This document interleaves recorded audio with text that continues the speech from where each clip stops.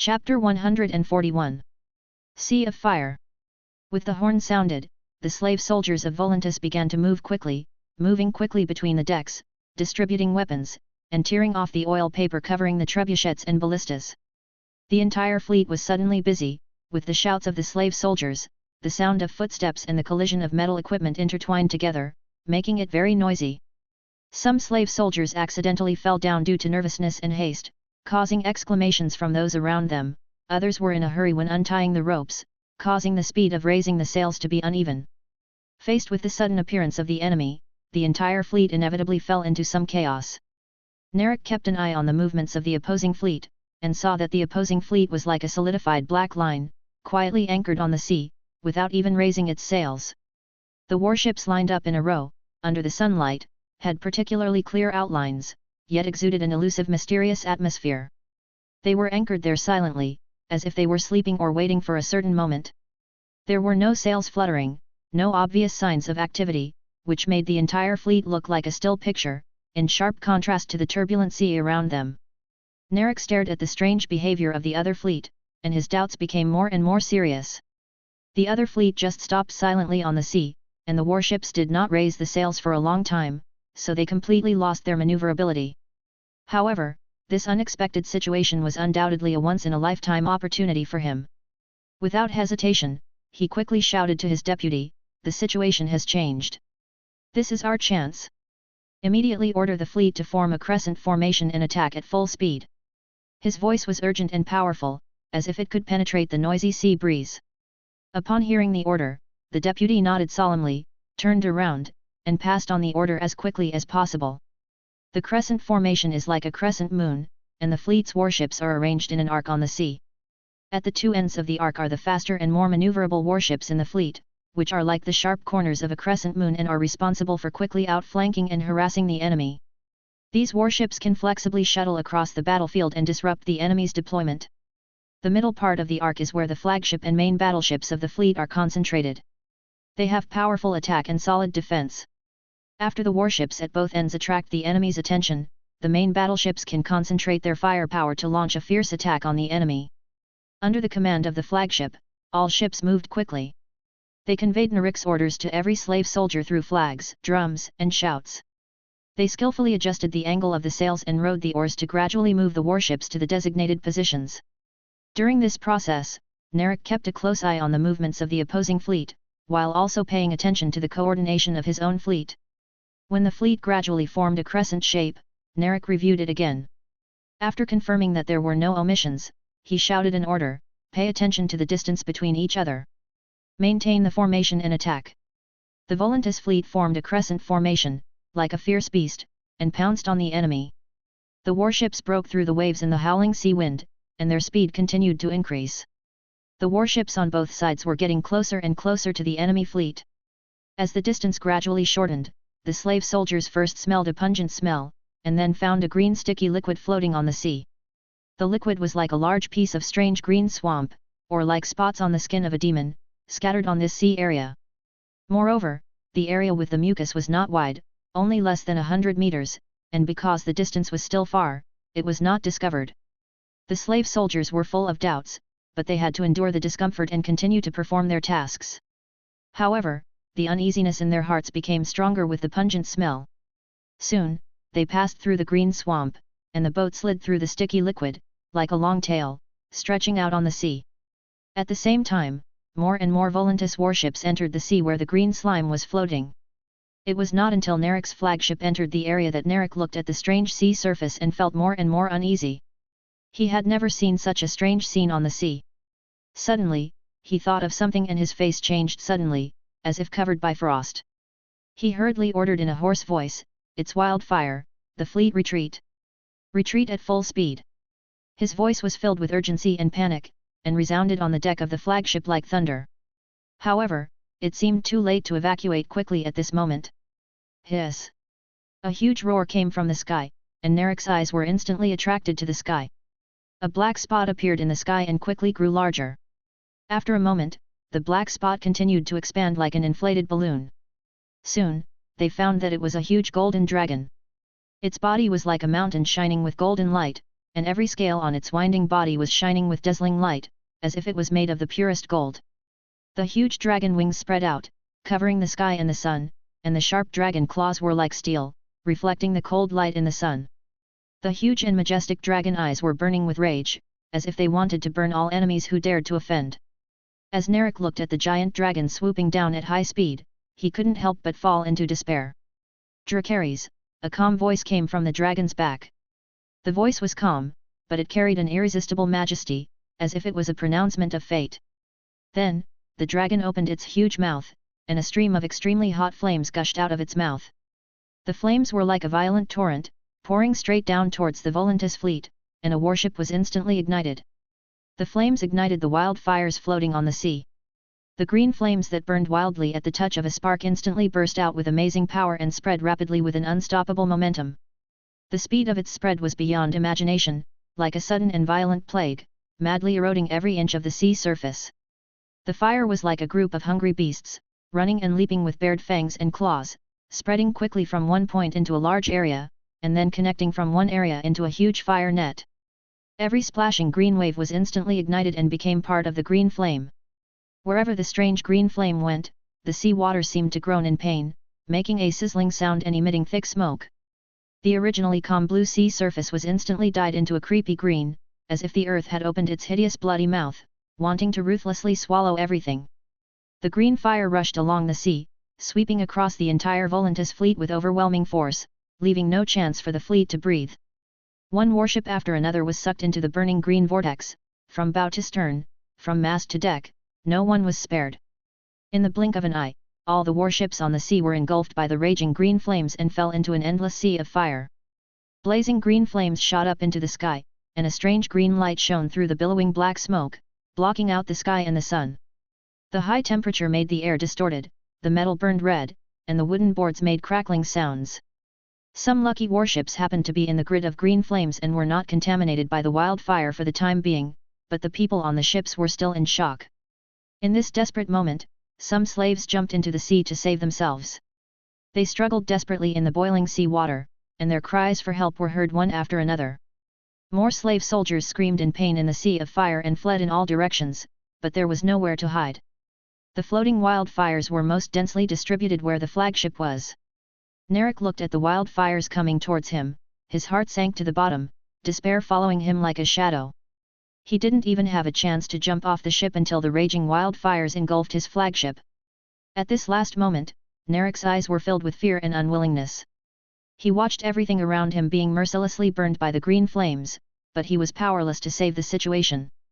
The scorching heat seemed to melt his soul as well, and the thick smoke choked him so much that he couldn't breathe. The flagship was shaking violently in the sea of fire, and the crackling sound of the burning wooden boards was like a countdown to death. Finally, the green wildfire, like a devil's giant mouth, completely engulfed him and the flagship, and they disappeared in the burning ocean, leaving behind only billowing black smoke and ruins. But for the whole sea area, the wildfire was scattered because it was floating on the sea surface, and it burned out after only a moment, but the outbreak also successfully ignited countless warships. Although these warships lost the support of wildfires, the wooden hulls were still ignited by the flames, and the hulls were crackling and burning, and the slave soldiers on the ships fell into extreme panic and chaos. On some warships that were less damaged, the slave soldiers took quick action under the command of the captain. They picked up buckets, scooped water from the sea almost frantically, and then poured it towards the raging fire. Bucket after bucket of water was poured towards the raging fire, and the splashing water flashed briefly under the light of the fire before disappearing into the blazing atmosphere. The slaves' arms were sore and trembling from the repeated high-intensity movements. Finally, with their unremitting efforts, the fire was gradually brought under control and gradually showed signs of dying down. Some warships had large holes burned in their hulls by the flames, causing seawater to rush in crazily, and the ships began to tilt and sway. Seeing this, the slave soldiers knew they were powerless to save the situation and had no choice but to jump into the sea to escape. Some of them were burned by the flames when they jumped into the sea, while others fell directly into the turbulent sea, their lives uncertain. The whole scene was horrible, with cries, shouts for help and the roar of flames intertwined, making this sea area like a hell on earth. At this moment, the surviving slave soldiers discovered an even more horrifying scene: the motionless fleet on the opposite side was actually raising its sails. Chapter 142. Two women meet. Gavin hovered high in the sky, overlooking the hellish scene below. The Volantis fleet, which had been so aggressive, was now in a miserable state. Thick smoke billowed into the sky, covering half of the sky, like the haze of doomsday. As Gavin's fleet hoisted its sails and set out, the remaining warships of Volantis were helpless against the overwhelming attack. The soldiers of Gavin's fleet were like tigers entering a flock of sheep. They quickly boarded the remaining warships and captured the warships of Volantis one by one. The slave soldiers dropped their weapons, put their hands on their heads, and became prisoners. There is no suspense in this battle at this point. Gavin returned to the deck of the Bel Aris. Hassan, who had been waiting there for a long time, hurried forward, his joy overflowing with words, and said, "Sir, this is a great victory. Next, should we take back the disputed land?" Gavin shook his head and said, "No, we don't have that many troops. We need to allocate some warships and soldiers to transport all the captured ships and prisoners back to the Stepstone Islands." After a pause, Gavin ordered, "Take your fleet and clean up the coast belonging to Volantis in the same way as before. The key is to focus on the enemy's shipyards. Don't leave any behind." Hassan heard this and said, "Sir, we have captured too many people this time. I'm afraid that the land of these islands alone cannot support so many people. Besides, there are more slaves in Volantis. Do we have to bring them all back?" Gavin nodded slightly and said, "I plan to build several large factories, so the more people the better. The food we seized is enough for everyone to eat for 2 years. We can also buy food and reclaim those uninhabited islands in the future. Don't worry, just go ahead and bring back everything you can." After hearing this, Hassan straightened up and said solemnly, "Yes, sir." Then he turned around and quickly arranged various matters. The entire deck was filled with a tense and orderly atmosphere. The sea breeze brushed Gavin's face, the sun shone on the deck, he looked into the distance, planning the next strategy. After these naval battles, especially after completely destroying the other side's shipyard, it would be difficult for Volantis, Tyrosh and Mir to have a fleet in a short time, and Gavin would not allow the other side to have a navy again. And Gavin completely controlled all the trade on this route. He could raise prices and collect tolls at will, or even block the route to trap the 3 cities, and the 3 cities that relied on maritime trade for survival could only choose to bow their heads. Now that there is no threat east of the Stepstones, and there are not many forces that can challenge Gavin's authority at sea, he can focus on dealing with the threat from the Iron Throne in the west, and he can even become king without defeating the royal fleet. After more than 10 days of sailing, Marjorie Tyrell finally arrived at the Isle of Lys. As soon as she landed on the island, she saw the busy scene at the dock. Countless supplies were unloaded from the ship, large and small bags piled up like a mountain. The captives, driven by the soldiers, walked off the ship dejectedly. They looked haggard and lifeless, and no one cared about the scenery of the port. Margaret had no time to pay attention to the noisy scene. After explaining her purpose to the port official, she hurried towards the governor's palace under his guidance. She stepped into the reception hall of the governor's mansion and saw a girl younger than her sitting on a high seat. She had long silver gold hair that fell like a waterfall, shining with a charming luster. She was tall and straight, wearing a purple dress, exuding innate majesty. At her feet lay a red baby dragon that was more than 1 meter long. The barbs on the dragon's head made the dragon look very ferocious. The red dragon heard the noise and looked up at Margaret, then lay down and continued to sleep. Next to her stood a knight in armor. The shadow of his helmet covered most of his face, making it difficult to see his full appearance, but it made him look even more mysterious and stern. At this time, the knight in armor said loudly, "You are standing before Daenerys Targaryen Stormborn, breaker of chains, mother of dragons, the unburnt, queen of the Andals, the Rhoynar and the First Men, ruler of the 7 kingdoms and protector of the realm." Ever since following Gavin, Daenerys has always regarded herself as the heir to the Iron Throne, but when she learned that the visitor was Marjorie Tyrell, the Rose of Highgarden, she couldn't help but want to suppress the other party. Marjorie smiled slightly. She saw through the little girl's bluff at a glance, and then said calmly, "Good day, Your Highness. I am Marjorie Tyrell, daughter of Mace Tyrell, Lord of Highgarden and Warden of the South." Daenerys frowned slightly, puffed out her chest, and said with a bit of childish stubbornness, "Lady Marjorie from Highgarden, you should call me Your Majesty. As far as I know, your father once served my father loyally." Marjorie shook her head slightly, her tone gentle but firm. "Yes, Princess. My father was not only loyal to your father, but also led his troops to besiege Storm's End. But as far as I know, you have never claimed the throne. Although it is your right, you have always regarded yourself as Sir Gavin's fiancé. After a pause, she teased, maybe I missed some information. Have you already become king? Daenerys bit her lip, a trace of displeasure flashed across her face, but she quickly regained her composure and said with forced generosity, as you said, I am available anytime. I want to know what your purpose is here. Marjorie heard this and said softly, I came here this time to meet my guardian knight, Sir Gawain Bellarus, and to discuss some cooperation with him on behalf of the Tyrell family. Daenerys said, Gavin is not on the Isle of Lys at the moment. I can represent him. You can tell me what the Tyrell family thinks. I believe I have enough ability to handle all this. Marjorie smiled modestly and said, Thank you, Your Highness, but this matter concerns the future planning and layout of the Tyrell family. It is too important. Only by communicating with Sir Gawain in person can we fully explain our ideas and sincerity. I hope you can understand. I don't know where he is. Can I go find him now?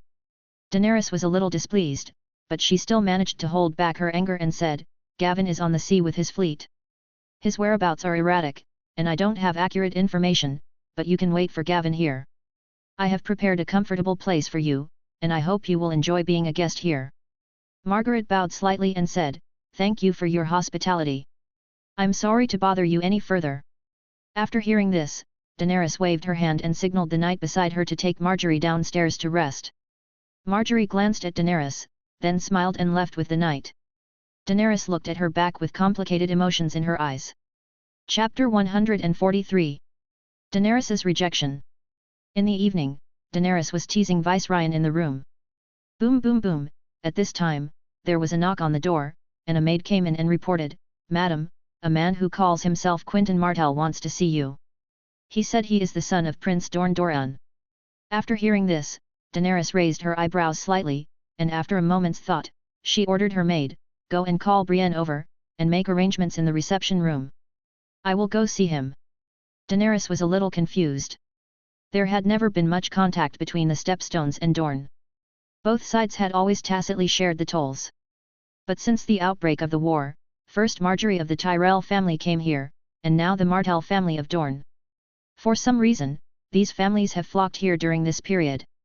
She patted Viceroy gently, stood up, adjusted her skirt, and walked towards the reception room.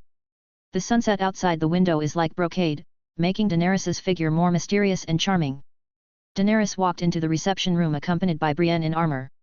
The light in the reception room was dim and soft, and Quentyn Martell was already waiting there. Quentyn Martell is tall and has typical Dornish appearance. His skin is olive-colored, which is the result of long-term exposure to the scorching sun of Dorne. It is like smooth bronze and exudes a healthy color. He was wearing a satin robe commonly worn by Dornish lords, with long sleeves fluttering in the wind and a jeweled belt tied around his waist. As he leaned forward, the densely decorated or inlaid polished copper pieces, shiny silver and soft red gold shone in the dim light. Upon seeing Daenerys, Quentyn immediately bowed deeply and introduced himself solemnly, Excuse me, Your Highness Daenerys, I am Quentyn Martell, and I come to see you on behalf of Dorne. Daenerys nodded slightly and said politely, Welcome, Quentyn Martell of Dorne. Her eyes were filled with dignity and curiosity as she asked, What brings you here this time? Quentyn Martell looked solemn as he pulled out an exquisite metal cylinder from his bosom. He carefully took out a piece of parchment from it, handed it to Daenerys, and said, Dorne and the Targaryen family have always had a deep friendship. My aunt Elia Martell was married to your brother Rhaegar Targaryen. Dorne has always been loyal to the true dragons of the Targaryen family. This piece of parchment is the agreement between the two families many years ago, agreeing that I from Dorne and you from the Targaryen family will marry to continue this deep friendship and loyalty. Daenerys took the parchment handed to her by Quentyn Martell, read it carefully several times, and then returned it to Quentyn Martell without hesitation, and refused resolutely, I'm sorry, Quentyn Martell of Dorne, I am already engaged to Gawain Bellarus. Moreover, I still have doubts about the authenticity of this engagement. Even if it is true, I will never marry you. Her voice was firm and powerful, leaving no room for maneuver, and no one would question it. When Quentyn Martell heard this, his face was instantly filled with disappointment. He never expected that the other party would refuse so straightforwardly. Don't you want to take back the throne that originally belonged to you? Now that you have a dragon, plus Dorne's full support, we will surely help you regain the Iron Throne. Daenerys frowned slightly, looking displeased, and said, I firmly believe that my fiancé Gavin will help me get back everything I have lost.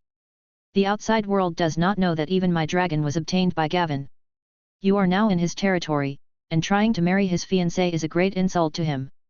Considering that you may not know the inside story, I can let go of your rude behavior. Tomorrow, I will arrange a ship to send you back to Dorne. After that, Daenerys turned around resolutely and was about to leave. Seeing this, Quentyn Martell said hurriedly, Dorne has another generous compensation for Sir Gavin Bellarys. My sister Arianne Martell will marry him, and Dorne will also make corresponding concessions in trade routes and give full support to Sir Gavin's war in Essos. After hearing this, Daenerys's face suddenly became gloomy, and she said coldly, Gavin will not agree. If you insist, you can wait here for him to come back, but I don't recommend you to do this. His dragon has a bad temper. Then, she ignored the other party and turned away resolutely. Daenerys and Brienne walked slowly down the long, silent corridor. One after another, they're all trying to snatch Gavin. Dorne has a good idea, taking advantage of the war in the Stepstones to gain benefits. Daenerys complained angrily. Brienne, who was standing by, said, Your Highness, you must understand the appeal of dragons. Anyone who rides a dragon has the potential to become a conqueror like your ancestors. But in my opinion, you don't need to worry too much. Lord Gawain will definitely not agree to Dorne's unreasonable request. Daenerys sighed deeply and said, I am not worried about Dorne. I am worried about Marjorie of the Tyrell family. They often exchanged letters before I came to the Stepstones. And you saw our meeting yesterday. Miss Marjorie is so charming and difficult to deal with. Brienne said, I do not understand all this, but it seems to me that you have the dragon and the undisputed claim, and you are even more charming. Moreover, you are the legitimate betrothed of Lord Gawain. After hearing this, Daenerys couldn't help but smile and said, Perhaps I think too much. In fact, it is not without precedent for the Dragon King to marry multiple wives. My ancestor Aegon did the same. After thinking for a moment, she said, Brienne, please arrange it. I want to have dinner with Miss Marjorie tonight. Brienne was a little confused when she heard Daenerys' words, but she still obeyed and said, I understand. I'll do it now. In the jewel blue sky, there are a few white cotton-like clouds floating leisurely. Occasionally, flocks of seabirds flap their wings and fly by. The breeze blows gently, and the weather is so clear that it makes people feel happy. Suddenly, a huge golden dragon rushed out from the thick clouds, its shining scales sparkling in the sunlight. The seabirds below were frightened by this sudden attack and flapped their wings in a hurry to avoid it. Gavin, sitting on the dragon's back, looked down at the island of Lys below and patted Jiaying gently. Then, Jiaying swooped down rapidly like a golden lightning. Chapter 144. Gavin returns. After winning the naval battle with Volantis, Gavin assisted the fleet in destroying several vital shipyards of the enemy in one fell swoop, and then chose to return first, leaving the remaining tasks to Hassan. The three cities, having completely lost their naval power, can only be in a state of passive defense, ready to be attacked by anyone, and all the enemy's sea routes are blocked. If it weren't for the existence of carrier pigeons, Tyroji would have completely lost contact with the outside world. Gavin speculated that it would not be long before the other side would send envoys to beg for surrender. Hiss! When Jiaying brought Gavin over the sky of Lys Island, the people on the island looked up at the sky with shock and awe on their faces. Especially those slaves who had been promised freedom, they all raised their heads, eyes filled with endless hope, and looked fanatically at Gavin in the sky. When countless people saw the giant dragon flying back, they were whispering and talking about it. One of them said confidently, It seems that this war is over. A while ago, we received news that the Volantis fleet had been burned to death. However, another person speculated worriedly, I don't think so. I'm afraid the Dragon King's ambition is not limited to this. He may continue to attack the disputed land.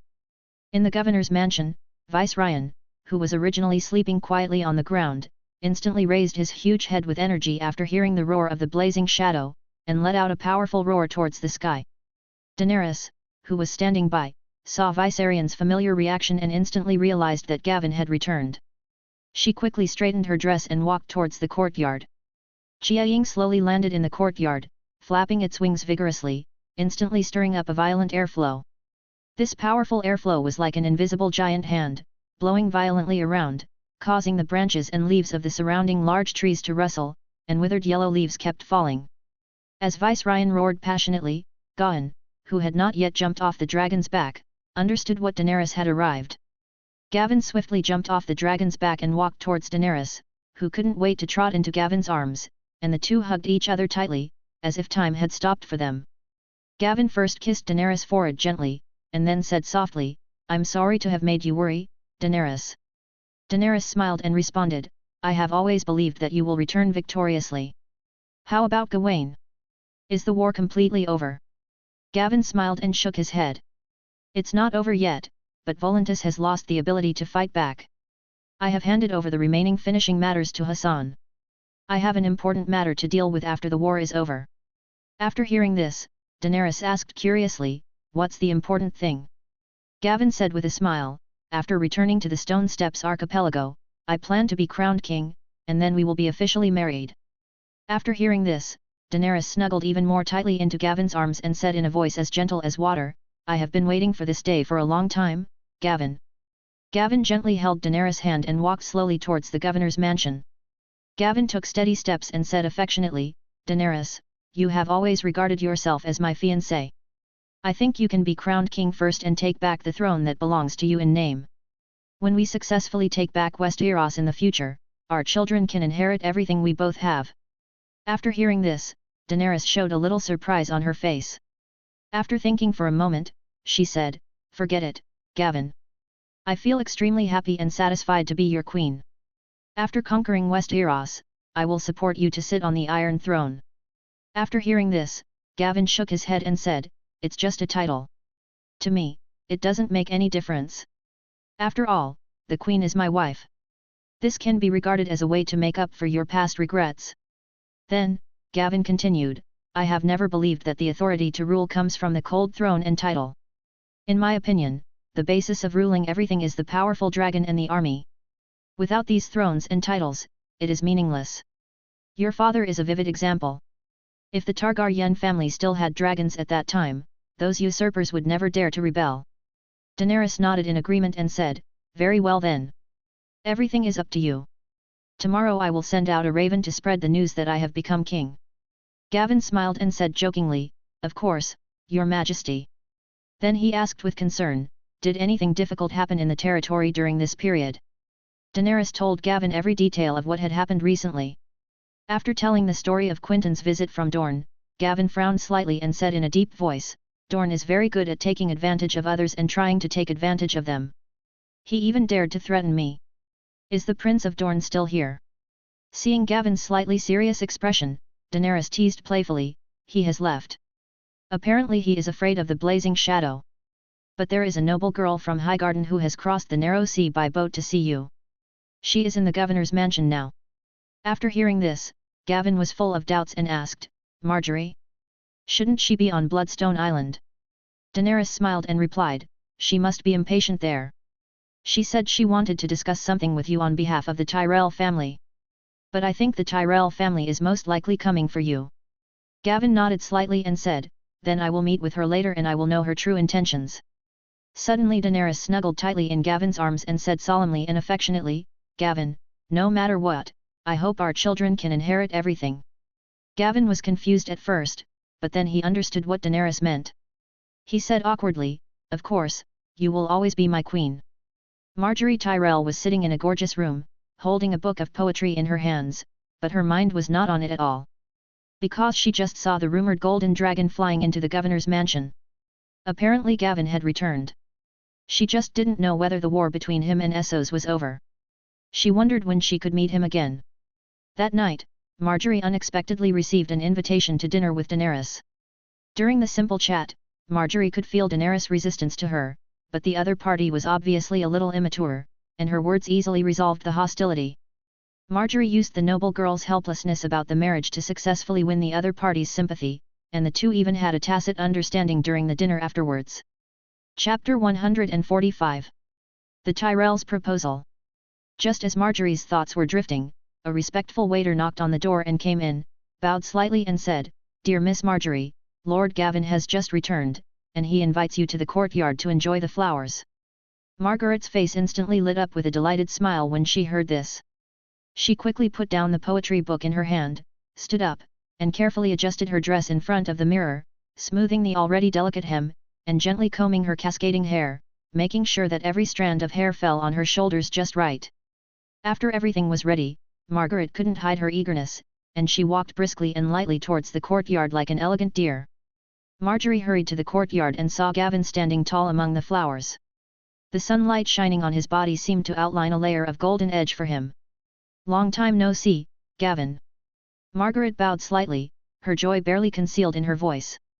"Yes, Margaret, it's been a long time since we last met. You are even more beautiful now. I'm sorry that I couldn't attend your adult naming day." Gavin responded with a smile, his eyes full of tenderness. The two smiled at each other, and the flowers around them seemed to bloom more brilliantly in this warm atmosphere. Marjorie raised her head and looked at Gavin. "It's okay, Gavin, you have more important things to do, I understand. I didn't expect that you have achieved such a high level of achievement in just a few years after leaving Highgarden. I am amazed."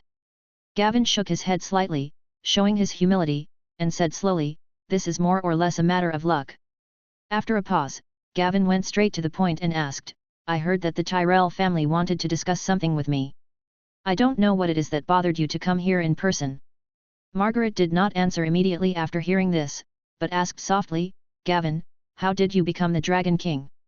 After hearing this, Gavin explained in detail to Marjorie the Belleris family to which his mother belonged, and then said, "It is for this reason that when you knighted me, I chose the surname of my mother's family." After hearing this, Marjorie fell into deep thought.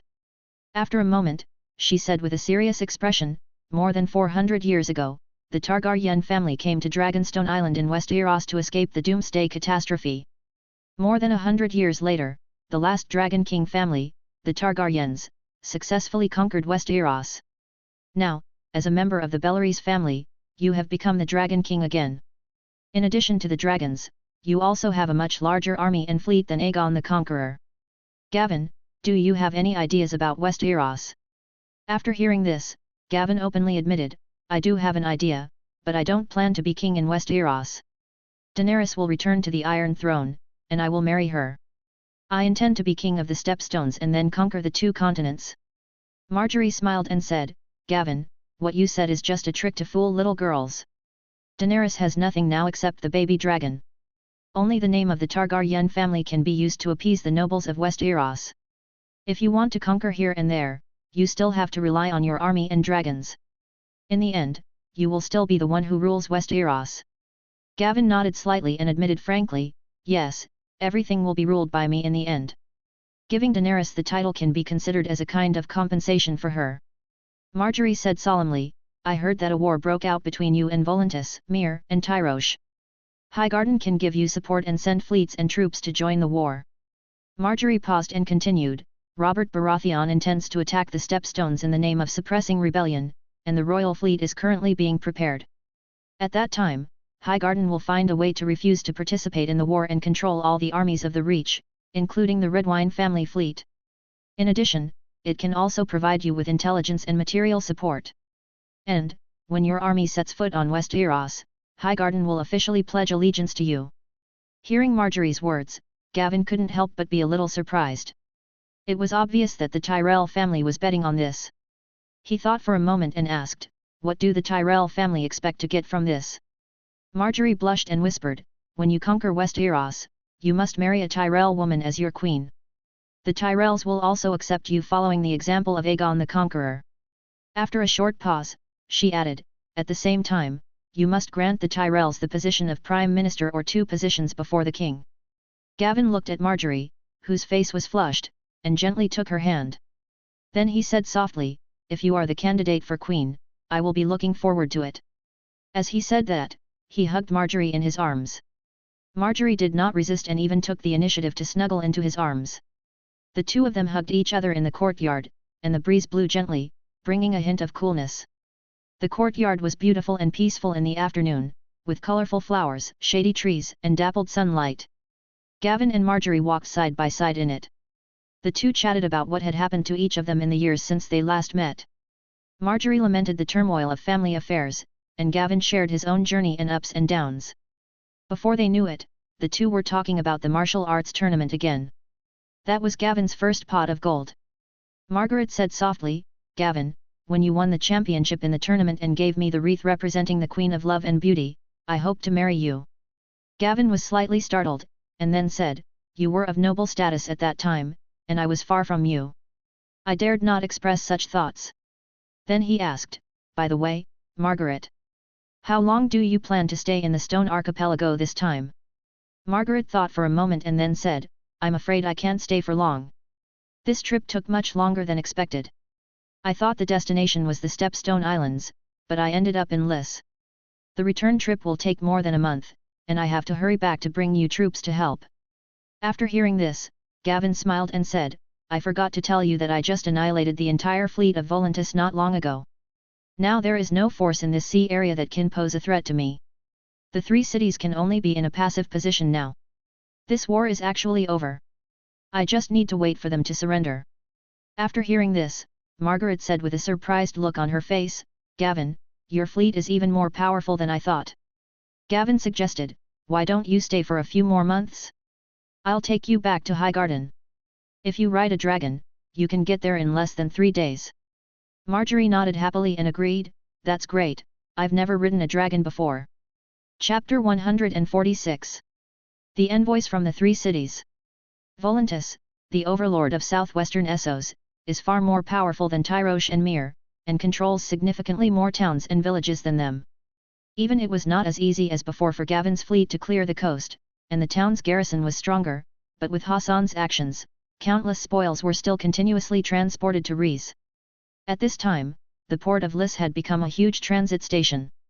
The warehouses in the port and its vicinity were already filled to the brim.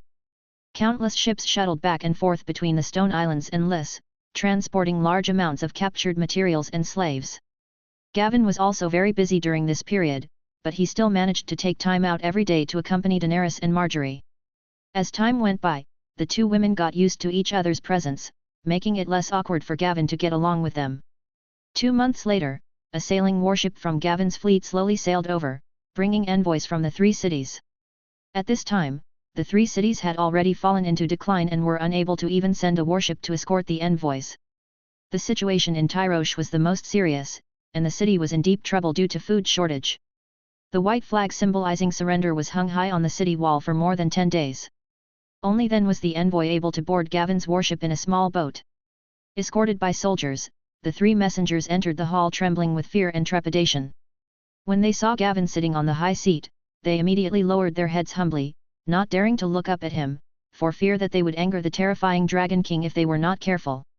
After all, the envoy who had been on the mission last time had already turned into ashes. Gavin had a calm expression, looking at the three people below with cold eyes, and then said with a bit of sarcasm, "Tell me, what kind of threat have you brought to me this time?" Hearing Gavin's question, the three people were so scared that they dared not breathe, and instantly broke out in cold sweats. The envoy of Tyroshi hurriedly said, "Your Majesty, the Dragon King Gavin, I surrender to you sincerely on behalf of Tyroshi. Your Majesty was deceived by the villain before, which led to some misunderstandings. In fact, Tyroshi has no intention of opposing you. I hope you will be magnanimous and forgive our mistakes."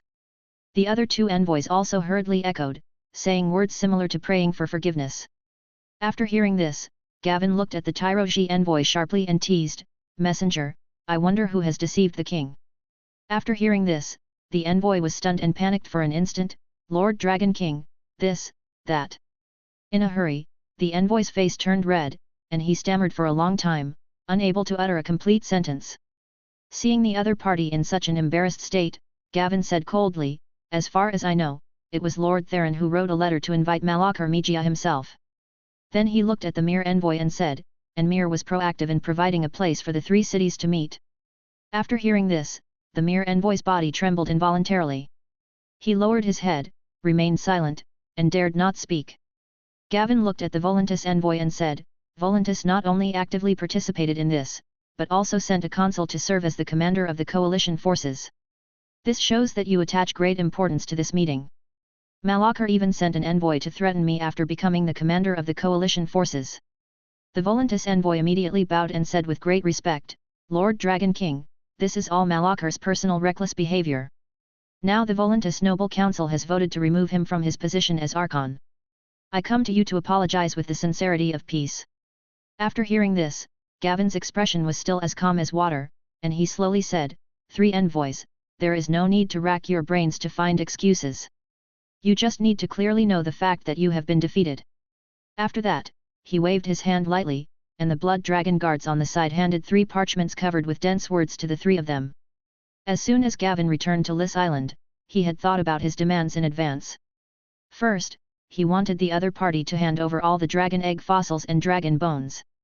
After all, these things were crucial to his strength improvement. Secondly, it was a very generous compensation. Although Gavin had seized enough food and population, it was still far from the money he had seized. Most of the wealth of the trading city-states was concentrated in the cities. Taking this opportunity, he could make the other party bleed a lot. Finally, it was strictly forbidden for the other party to establish a navy again. All route patrols would be taken over by Gavin's fleet, and the 3 cities would have to pay him military expenses every year to completely strangle the other party's trade routes and form an absolute suppression of the 3 cities at sea. Gavin said calmly, "This is my request. As long as you can satisfy it, I can agree to your surrender." The 3 took the parchment and read it carefully. Soon, the Volantis envoy put down the parchment first and said, "Lord Gavin, the first 2 demands for compensation are easy to deal with, but the last one, which is not allowing us to establish a navy, I really can't make the decision. I need to report to the 3 archons before I can give you a reply." The mere envoy also said, "I can't make the decision either. I need to go back and let the Governor Council discuss it." After listening to this, Gavin nodded slightly, then looked at the silent Tyroji envoy and said coldly, "What does Tyroji mean?" After hearing this, the Tyroji envoy seemed a little hesitant, but at this time Tyroji had been trapped for 2 months. Without food, there would be a big chaos in the city. Moreover, Tyroji was the closest trading city to Gavin, and the island where Tyroji was located was within the range of the Stone Steppes Islands. Even if the fleet could be rebuilt, what would it matter? Thinking of this, he gritted his teeth and said, "Lord Gavin, Tyroji agrees to your request." Hearing that he actually agreed, the envoys from Volantis and Mir opened their eyes wide in surprise and looked at each other in disbelief. Gavin looked at the performance of the 3 people below and finally showed a satisfied smile on his face. At this moment, the so-called 3-city alliance might no longer exist. Gavin said to the Tyrosh envoy, "In that case, then sign it. After Tyrosh sends everything to Lys, I will lift the blockade on the sea." Upon hearing this, the Tyrosh envoy nodded hurriedly, picked up the pen with trembling hands, and signed his name on the parchment. After signing, he thanked Gavin again, with beads of sweat rolling down his forehead. Gavin ignored his words of gratitude and glanced coldly at the other 2 messengers who were still hesitating. They looked pale and had their lips tightly closed, as if they were still thinking about a countermeasure. Gavin didn't even look at them again, and immediately stood up, showing his majesty. As he strode away, he ordered the guards beside him, "Arrange a boat for them and send them back." The guards bowed and accepted the order, while the 3 messengers, led by the soldiers, left the hall with trepidation. Chapter 147, Intelligence from the Outside World. Today, the sky in Rize is clear and blue, like a flawless sapphire, clear and deep. Snow-white clouds float in it like cotton candy, leisurely and contented. The golden sunlight pours down without reservation, sprinkling on the courtyard of the governor's mansion. In the courtyard, colorful flowers compete with each other for beauty, red like fire, pink like clouds, white like snow. When the breeze blows, the flowers sway gently, emitting bursts of fragrance. The emerald green grass is like a soft carpet, covering the entire courtyard, dotted with crystal dewdrops, which look like sparkling gems under the sunlight. Gavin was wearing a neat riding suit, and so were Daenerys and Marjorie beside him. The 3 of them walked side by side in the beautiful courtyard that looked like a painting, slowly approaching the blazing shadow lying in the center of the courtyard. Since the envoys from the 3 cities left that day, under the continued pressure from Gavin's fleet, Mir and Volantis finally signed the surrender letter reluctantly and sent all the compensation required for the defeat. Gavin deliberately did not take back the disputed land that Rhys originally controlled, intending to make the 3 cities fall into endless internal fighting for this land. This was a simple conspiracy. Even if the 3 cities understood it, the alliance that fell apart due to the signing of the agreement made it impossible for the 3 cities to sit down and negotiate calmly. All parties wanted to occupy more land to make up for the heavy losses caused by the defeat. Now there are constant conflicts and disputes on that land, which greatly dragged the energy of the three cities. When the war was completely over, Gavin also sent the news that he would become the king of the Stone Steps Islands to various forces. Today, Gavin planned to take them back to Bloodstone Island to hold the king's ceremony in 2 days. Feeling the master approaching, the Chiaying, who was originally sleeping soundly, suddenly opened his eyes as bright as gems.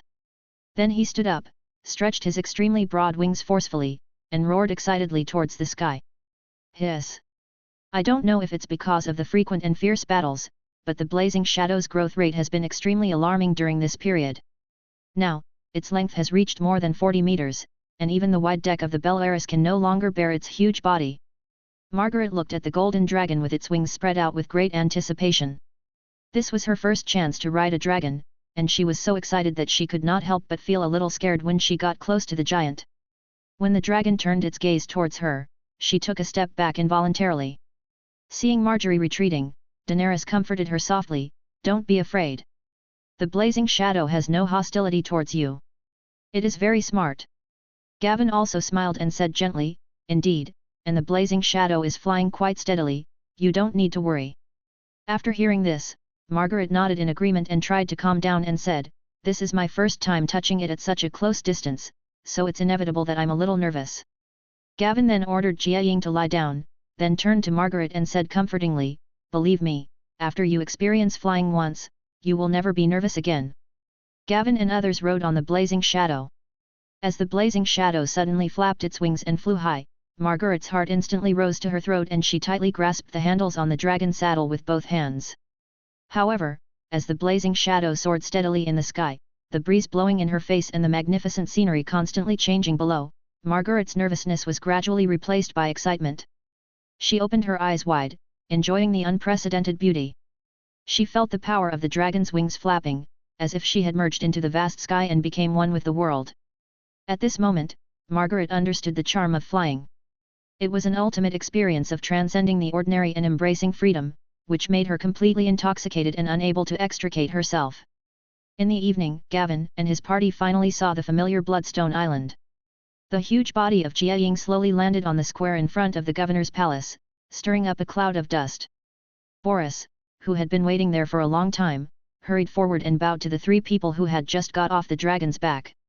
Then Boris said respectfully to Gavin and Daenerys, "Congratulations to you and your ladyship on your triumphant return." Then he turned his gaze to Marjorie, who was also returning on a dragon, and couldn't help feeling a little surprised. Even Brienne, who was inseparable from Daenerys, came back by boat. It was obvious that Lady Marjorie and Gavin had an unusual relationship. But he knew the limits and did not ask any more questions. He remained calm and said without revealing his feelings, "Lady Marjorie, welcome to Bloodstone Island again. I hope you will have a good time here." Margaret smiled and said politely, "Thank you for your welcome, Governor Boris. Your thoughtful arrangements make us feel very warm." Gavin, who was standing by, asked with a serious look in his eyes, "Are all the people who will be attending the ceremony here?" Boris bowed slightly and answered respectfully, "Yes, sir. As early as yesterday, the governors of all the islands had arrived, and the envoys sent by various city-states had also been properly accommodated by me." Gavin nodded with satisfaction, his expression relaxed a little, and said, "Very good, we have been flying for such a long time, let's go eat first, and ask Bachelor Coben to come to my study later." Boris responded quickly, "Yes, sir, a sumptuous meal has been prepared for you, please follow me." As he said, he led the way. The night slowly fell like a thick black satin. After Gavin settled Daenerys and Marjorie, he walked towards the study with steady steps. When he gently opened the door, he saw Qyburn who had been waiting there respectfully. When he saw Gavin, Coben immediately bowed and saluted respectfully, then handed a thin notebook to Gavin and said, "Sir, this is the information about the Iron Throne and the North during this period." Gavin calmly took the book, nodded slightly to signal Coben to sit down, and then couldn't wait to open the book and read it carefully. Most of them were news that he had asked people to pay attention to in advance. Intelligence shows that Robert Baratheon has returned to King's Landing from the north, accompanied by the new Prime Minister Ned Stark and his 2 daughters. Moreover, during the King's visit to the north, Ned's youngest son Bran Stark fell from a towering tower for unknown reasons and has been in a coma ever since.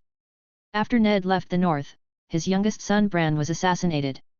Now Catelyn Tully is quietly heading south, and according to her itinerary, she should not have crossed the neck yet. After a moment, Gavin slowly raised his head and gently rubbed his wrinkled forehead, thinking to himself, it seems that except for Daenerys who has changed because of me, this familiar plot has already unfolded in full swing. Ned Stark, who is riding the wolf south, will investigate the cause of Jon Arryn's death next. I'm afraid King Robert will soon see the wild boar. Gavin put down the intelligence in his hand, cast a sharp gaze at Coban, and asked, what is the current situation of the royal fleet? Upon hearing this, Qyburn straightened up and responded quickly, the size of the royal fleet has not improved. Stannis is just training soldiers step by step every day. According to the captain we bribed, the Iron Throne has not allocated funds for them to purchase new warships, but it has paid to repair some damaged warships. In addition, I heard that the Minister of Finance Peter borrowed another 200,000 gold dragons from the Iron Bank. He is still in Braavos. As for whether this money is used to purchase warships for the royal fleet, it is still unknown. Gavin frowned, tapping the tabletop rhythmically with his fingers, and said in a serious tone, send someone to keep a close eye on Peter and the money, and also pay close attention to all news in King's Landing, especially the new Prime Minister's every move. After hearing this, Coban said solemnly, yes, sir, I will definitely pay special attention to it. Gavin nodded and then asked, tell me in detail how the outside world reacted to my claiming the throne.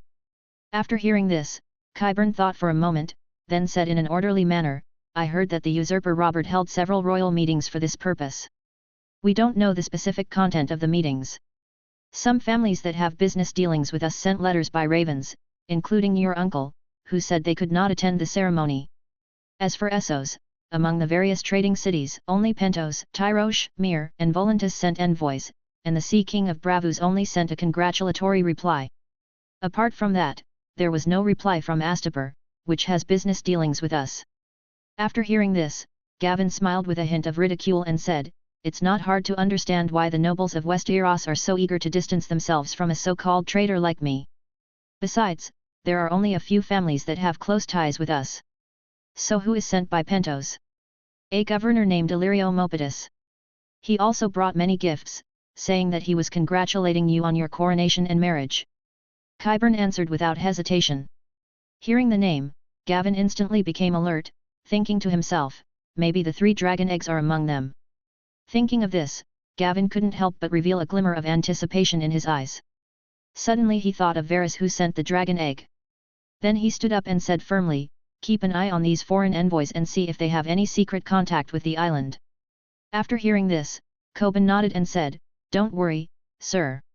Our people will be keeping a close watch on everyone once they land on the island. After a pause, Coban continued, there is one more thing.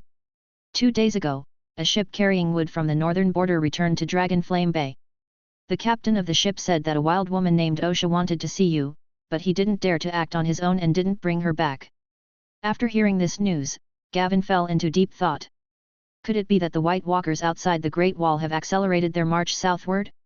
After thinking for a moment, Gavin said decisively, tell the captain to take Osha with him on his returning ship when he returns to the land beyond the wall. After hearing this, Coban said, yes, sir, I will send a message to Dragonflame Bay in a moment. After learning about the situation outside, Gavin looked at the dark sky outside and said to Coban, you have worked hard during this period.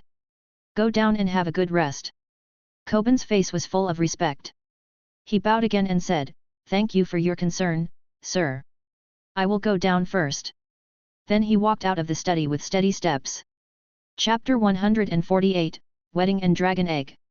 On the vast beach, according to Daenerys's request, a wedding was solemnly held in accordance with the customs of ancient Valyria.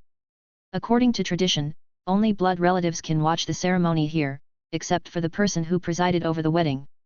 Since neither of them had any blood relatives, there were only 3 of them here. With a solemn expression, Qyburn steadily held a bright red tray, on which was placed a carefully prepared obsidian dagger. He kept chanting ancient poems in the ancient and mysterious Valyrian language, and his voice floated in the sea breeze, as if it had travelled through a long time. Gawain and Daenerys stood facing each other in elaborate red and white linen robes. They first used the sharp obsidian dagger to gently cut their lips, and the bright red blood slowly seeped out. Then they gently smeared the warm blood on each other's forehead. This action meant that from then on, the two belonged to each other physically and mentally. Then, they cut their palms decisively, and then held each other tightly, their blood dripping into the exquisite wine glass.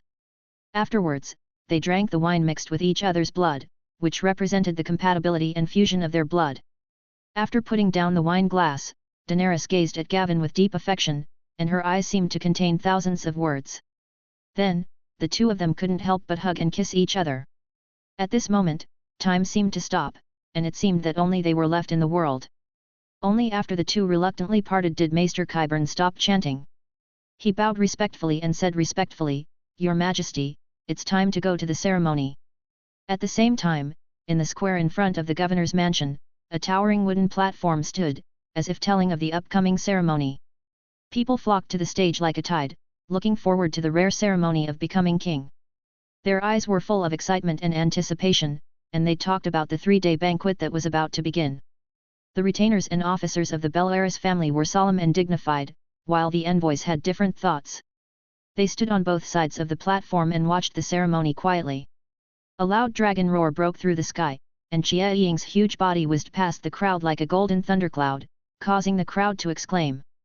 Seeing this, the soldiers holding the horns immediately puffed up their cheeks and blew the horns in their hands, and the majestic sound of the horns echoed over the square.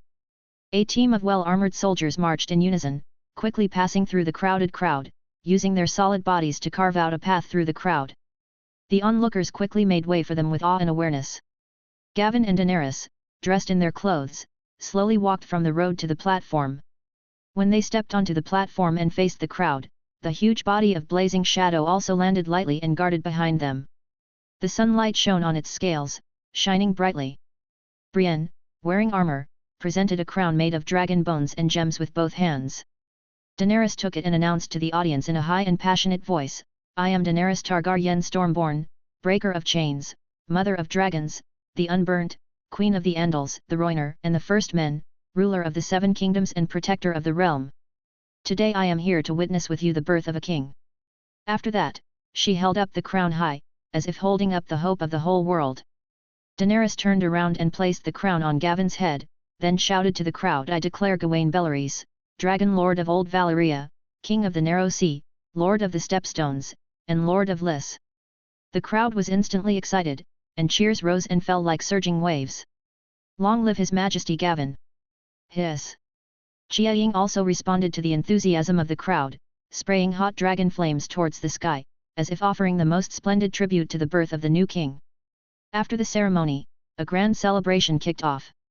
On the neatly arranged long tables around the square, all kinds of food were piled up like mountains, and the dazzling array of delicacies was dazzling. People helped themselves with great delight, while well-trained servants shuttled around, replenishing the dwindling supply with a steady stream of freshly baked food. A lively banquet was also held in the main hall of the governor's mansion. Gavin and Daenerys sat side by side on the high seat, like two bright stars, emitting eye-catching light. The governor, officials, captains and officers of the Stepstone Islands came forward one by one, knelt down respectfully and swore allegiance, and then accepted the reward with joy.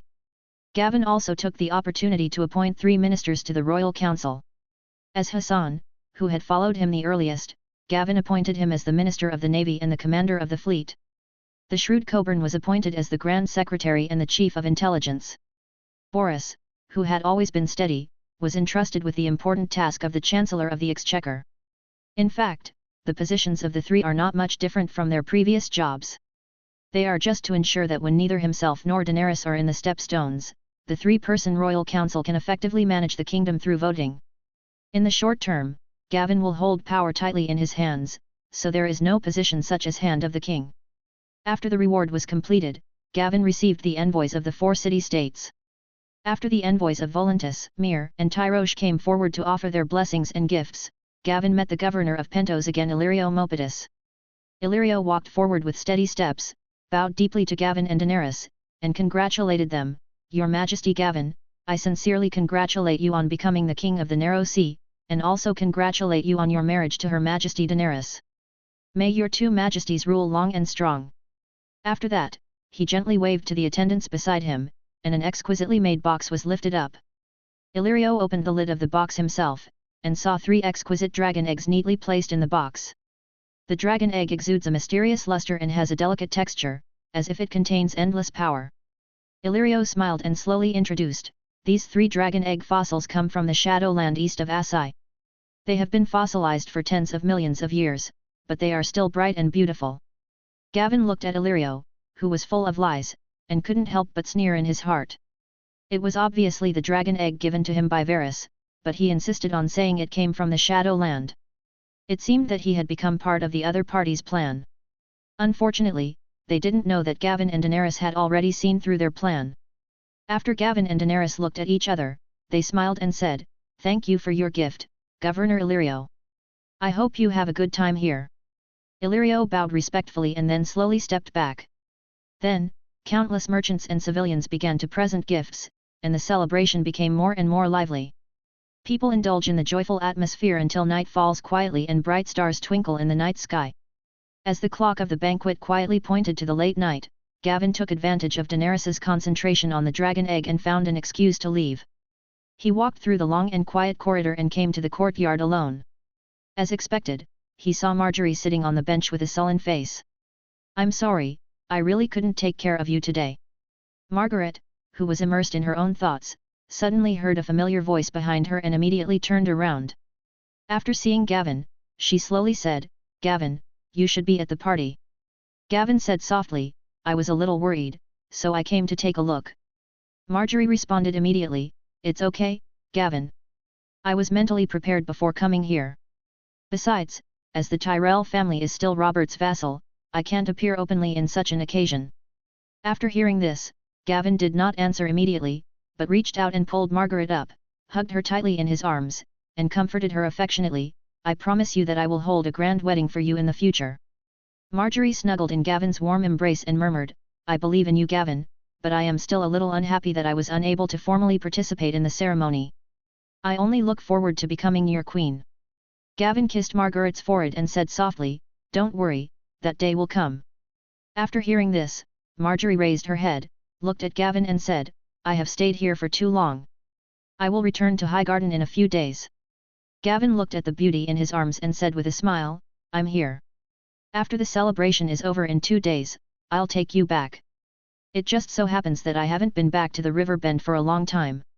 After saying that, under the watery moonlight, the two kissed passionately. Gavin left the courtyard and returned to the banquet quietly. As soon as he sat down, Daenerys leaned over like a little bird and asked softly, "Are you done?" Hearing this, Gavin smiled awkwardly and said, "I was a little worried, so I went to see it, but it's nothing serious." After hearing this, Daenerys said calmly, "That's good. I feel a little tired, Gavin. Let's go back." Gavin nodded, made some arrangements to the waiter, then took Daenerys' hand and left the banquet. After returning to the room, the Blood Dragon guard brought in the box containing the dragon eggs and then left. Seeing the box, Gavin remembered that he had not had time to check it because of Margaret. He immediately walked forward and opened the box. Seeing this, Daenerys asked behind her, "Can they hatch? Let me take a look first." As he said that, Gavin picked up the dragon egg that would hatch Drogon in the future. As soon as he got it, Gavin keenly felt something was wrong. There was no magic in this dragon egg, just like a real fossil. Then, he picked up the other 2 dragon eggs and found that the situation was exactly the same. Looking at the 3 dragon eggs, Gavin couldn't help but wonder in his heart, could it be that because of his appearance, the 3 dragon eggs were not obtained by Illyrio? But the 3-eyed raven didn't need to deceive himself, and the 3 brothers of Drogon in the original play were indeed very different from other dragons. It only took 6 years for them to grow to more than 30 meters, while Viserys was hatched for more than half a year, but was less than 2 meters. Compared with the young dragons in the Dragon Cave, there was obviously something abnormal. As for Blazing Shadow, due to the advanced panel, it cannot be compared. Looking at Gavin with a frown on his face, Daenerys walked up to him, snuggled into his arms, and asked softly, "How is it? Is there any problem?" Gavin shook his head, shook off his complicated thoughts, and said to Daenerys in a comforting tone, "I'm not sure. I'll know after I go to the dragon pit and try it out in a few days." After saying that, Gavin looked at Daenerys affectionately, and Daenerys' cheeks blushed at his burning gaze. Seeing this, Gavin immediately picked up Daenerys and strode towards the bed. Chapter 149. Improving Bloodline. As the celebration ended, Gavin handed over the government affairs to Daenerys and set off with Marjorie. Blazing Shadow flapped its wings and took off into the sky with Gavin and Marjorie. Unlike its initial size when it arrived at the Stone Steps archipelago, Blazing Shadow now flew over Dragonflame Bay in less than a moment. On the way, he planned to place the 3 dragon eggs in the dragon's lair first, and also let Margaret visit Dragonflame Bay. In the dragon's cave, as soon as the two got off the dragon's back, Jia Ying went to the sea to look for food impatiently. As soon as the Blazing Shadow left, Gavin heard the excited cries of 6 baby dragons. Marjorie looked at the 6 baby dragons that surrounded him in shock, her heart filled with excitement. At this moment, she finally understood where Gavin's confidence came from. Once these dragons grew up, together with Daenerys Viceroy, no one would be able to stop Gavin's conquest. Gavin gently soothed the young dragons while carefully observing their size. The 3 dragons that were hatched first have grown up to about 1 meter in length, and are even able to hunt in the sea on their own. The 3 dragons that were hatched later have also grown to half a meter in length. They are lively and active, playing happily in the dragon's cave. Margaret was curiously observing the dragon's cave. It was a vast space, surrounded by jagged rocks of various shapes. Countless stalactites hung from the ceiling, as if they could fall at any time. The ground was rugged, with rocks and potholes of varying sizes scattered around. A team of fully armed blood dragon guards, wearing heavy armor and holding sharp weapons, firmly guarded the only entrance. After comforting the young dragon, Gavin slowly stood up and faced Margaret, introducing in a steady voice, Dragonflame Bay was originally called Shipwreck Bay, where I was first stranded. The terrain here is dangerous and easy to defend but difficult to attack, with only a narrow channel in and out. So I built a dragon cave on this island and stored sufficient supplies. Even if one day I unfortunately lose the Stone Steps archipelago and the army, as long as I hold on here, I can take everything back. After listening to this, Marjorie realized that Gavin was introducing the situation here to her. She looked at the young dragons with curiosity and admiration in her beautiful eyes and asked, "Gavin, are these young dragons brought back from the ruins of Valyria?" Gavin smiled and said, "It was hatched from the dragon egg I brought back from the ruins." Then, Gavin gently took Margaret's hand and said, "Come on, I'll show you the dragon egg." The two walked towards the depths of the dragon's lair. The road under their feet was bumpy and uneven. After a while, they came to a boulder that was more than 10 meters high. The two climbed up the steep and winding stone stairs next to it and soon reached the top. There were 2 blood dragon guards guarding here, and 5 dragon eggs were placed in the center. Gavin put the dragon eggs of the 3 Drogon brothers in it and explained to Marjorie beside him, "Except for the 3 dragon eggs just placed, the other dragon eggs were brought out from the ruins of Valyria by me." Marjorie gently stroked the dragon egg, thinking of the rumored dangers of Valyria and couldn't help asking, "Gawain, is it dangerous there?" After hearing this, Gavin recalled that adventure with lingering fears. He smiled wryly and said, "I don't want to go a second time if it's not necessary." After that, Gavin took her to visit the manor and shipyard. As night fell, after Gavin settled Margaret, he came to the treasure house under the manor alone. When the blood dragon guards guarding there saw Gavin, they immediately turned around and pushed open the extremely heavy door. Gavin slowly walked into the treasury. The area here was not very large and there was no gold, silver, or treasures stored inside. On a shelf on the left, more than a dozen dragon egg fossils and items made of Valyrian steel were neatly arranged, while on the right, there was a pile of dragon bone products like a small mountain. Except for a small portion collected over the years, most of these rich harvests came from the spoils of this war and the compensation given by the other side. As Gavin picked up a beautiful work of art made of dragon bones, the magic contained in the dragon bones seemed to be pulled by something and surged towards Gavin like a tide. Feeling the surging magic, Gavin quickly opened the panel. Host, Gavin Bellaris. Age, 18 Bloodline Blood and Fire Dragonborn, developed 69% Blood of the Dragon King, possesses the ability to control dragons and flames, and has fire resistance. Domination. 65/69, your slaves can be upgraded via the panel. 43 Primary Blood Dragon Guards, Blood Witch puppets made with dragon blood, can be advanced twice. 10 High-level Blood Dragon Guards, can no longer be upgraded. 1 Adult Dragons, magical creatures made of blood and fire that cannot be advanced. 6 Baby Dragons, magical creatures made of blood and fire, unable to advance in infancy. 5 Dragon Eggs, unhatched baby dragons, hatchable. Skill Fire Mastery, Legend Sword Art, Legend Sunblade, Legend Bow, Legend Lance, Mastery. Energy points, 30, obtained by automatically absorbing the magic power floating around, or actively absorbing magic power. Since Gavin obtained Blazing Shadow, the role played by the Blood Dragon Guards has become increasingly insignificant. After all, even the most powerful Blood Dragon Guards would be reduced to ashes in an instant in front of the fiery and fierce dragon flames. However, the absolutely loyal Blood Dragon Guards were not without value. Compared to the independent-minded White Knights, the Blood Dragon Guards were much more reliable. Gavin entrusted his most important things and people to the Blood Dragon Guards for protection. Gavin stared at the treasure house full of dragon bones, secretly estimating that these dragon bones could bring him more than 200 energy points.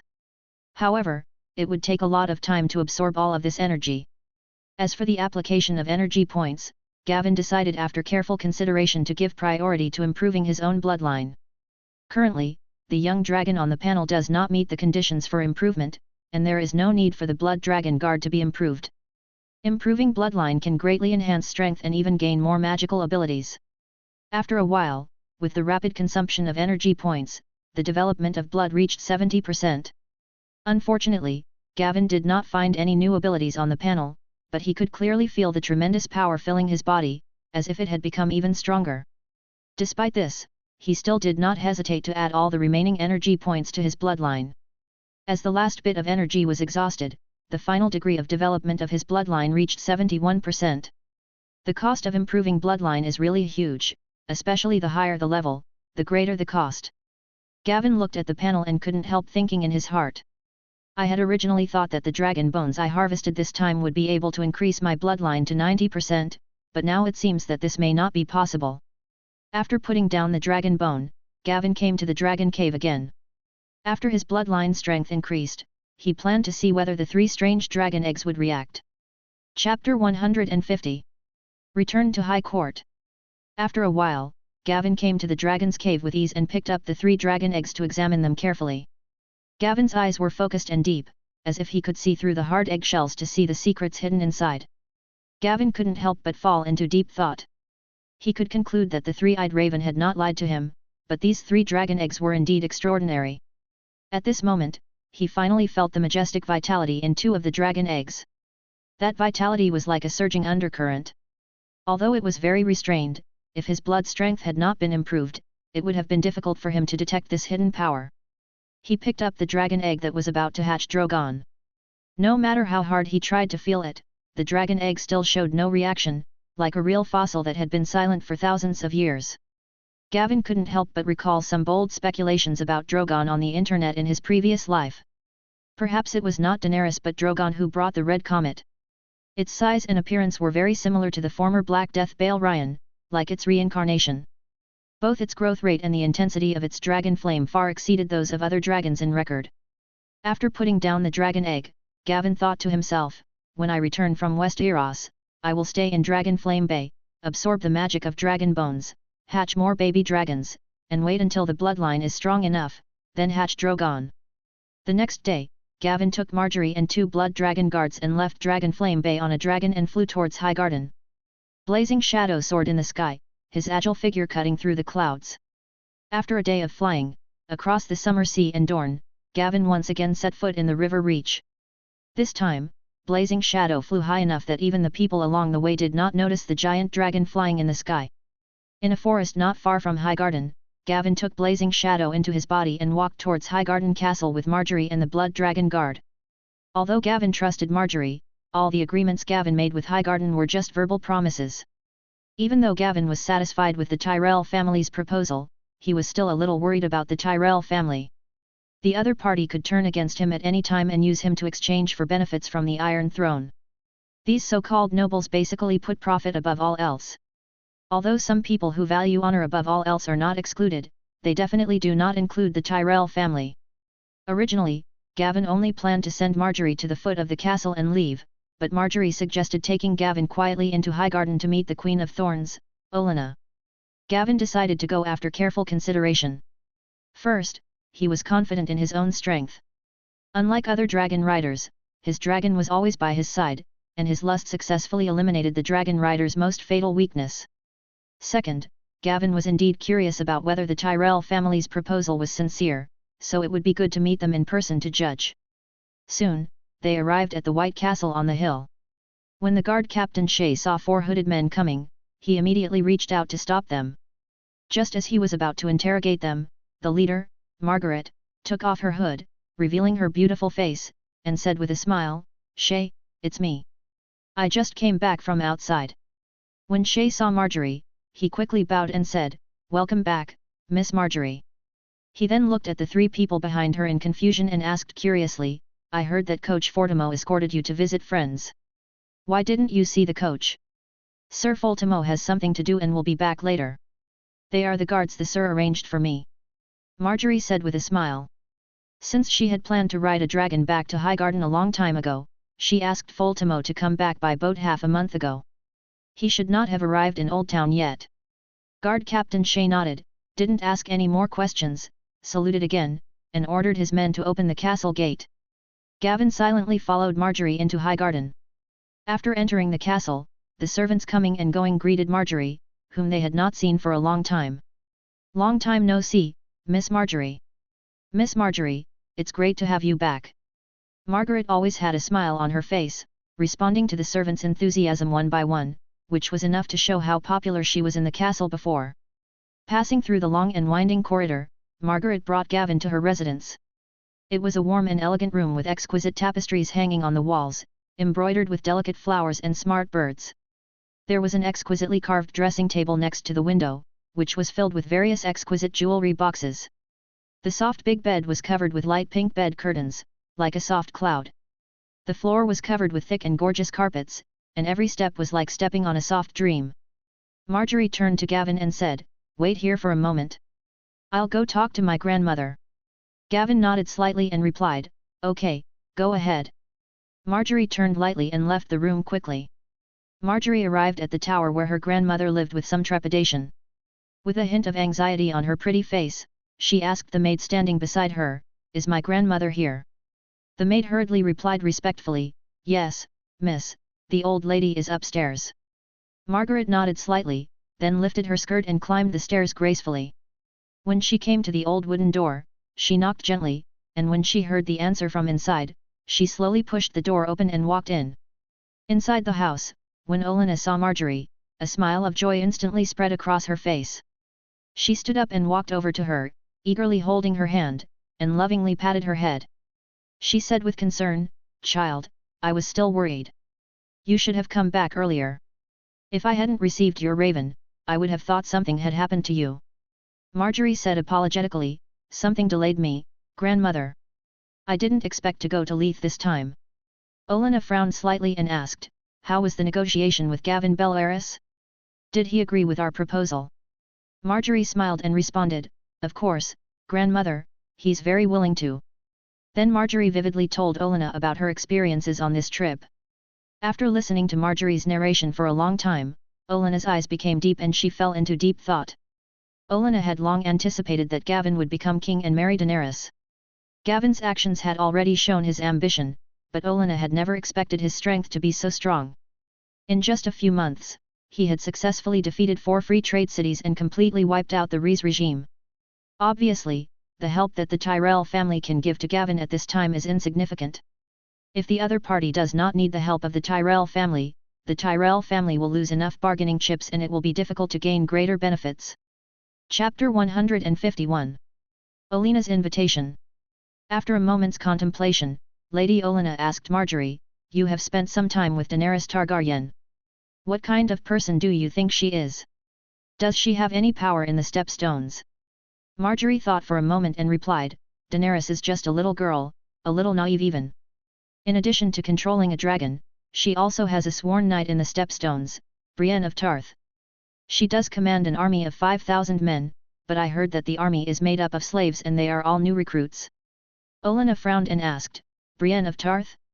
If I remember correctly, she is the daughter of Lord Selwyn? She became a sworn knight? A female knight?" Marjorie nodded and explained, "She is indeed the daughter of Lord Selwyn Tarth. I was a little surprised when I first heard about her. She is the first female knight appointed by Daenerys as the heir to the Iron Throne. I heard that she saved Daenerys' life from the assassin." After listening to Marjorie's explanation, Olenna frowned and said in a deep voice, "It seems that the situation in the Stepstones is different from what we originally expected.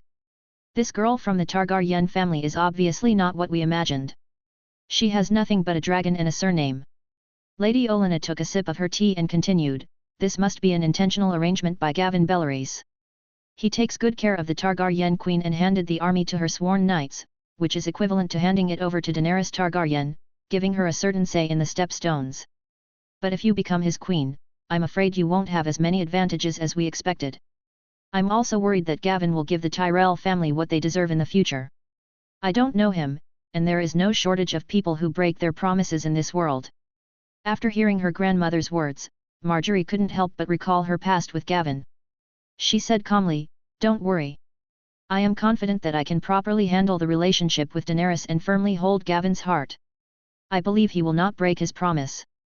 Olenna smiled slightly, took her hand and said, "Of course I believe in you. You are the Pearl of Highgarden that I trained. Besides, no matter what happens, you will always have the support of Highgarden behind you. It's a pity that you returned too early. In fact, we could have made up for it in advance."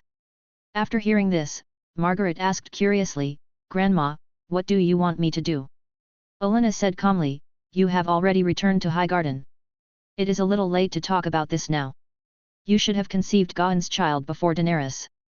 Margaret frowned slightly, showing a hint of hesitation. "Gavin and I don't even have an engagement, wouldn't such a child be an illegitimate child?" "Gavin!" Olenna interrupted Marjorie and said, "Gavin Bellarese is also a bastard. There is nothing wrong with being a bastard. The key is to be able to tame dragons. As you said, Gavin has so many young dragons. As long as your child can tame one of them, and the child has the support of Highgarden, no one will dare to say that he is a bastard." Margaret bit her red lips, as if she had made a great decision, and confessed to Olenna that Gavin had sent her back. Olenna was a little surprised after hearing this. She looked at Marjorie and nodded with satisfaction. She said, "I didn't expect that you hold such a high position in his heart that he would personally send you back. Now that he is here, I want to meet the King of the Narrow Sea later." After a pause, Olenna instructed, "Your father has gone to inspect the territory. Willis is the only one left in Highgarden. I will keep Gavin as a guest in Highgarden tonight. You must be good at using your charm and wisdom. For the honor of your family, for the future of Highgarden, and for yourself, you must do your best to accomplish this." Marjorie nodded and replied, "Grandma, I understand. I will do my best." Gavin sat in Marjorie's room, which was filled with the sweet fragrance of a young girl's boudoir, but he had no idea that Olenna and Marjorie were plotting how to steal his offspring. If he knew, he would probably have a hard time judging whether he was more angry or more amused. Not long after, the door was pushed open again. Marjorie walked in with a smile as bright as a flower, and said to Gavin in a soft voice, "I told my grandmother, Gavin, she wants to see you." Gavin stood up and responded calmly, "That's right, I also want to meet Lady Olenna." Then he followed Marjorie and left. Leaving the room, the two walked side by side through the long corridor. The light and shadows in the corridor were mottled and intertwined, as if the brush strokes of time were quietly painting. They soon came to a small courtyard.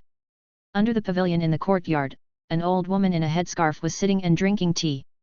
Seeing Olenna in the distance, Marjorie stopped and said to Gavin, "My grandmother wants to talk to you alone. I'll be waiting at the door. Come to me when you're done." "Okay, I'll go over first."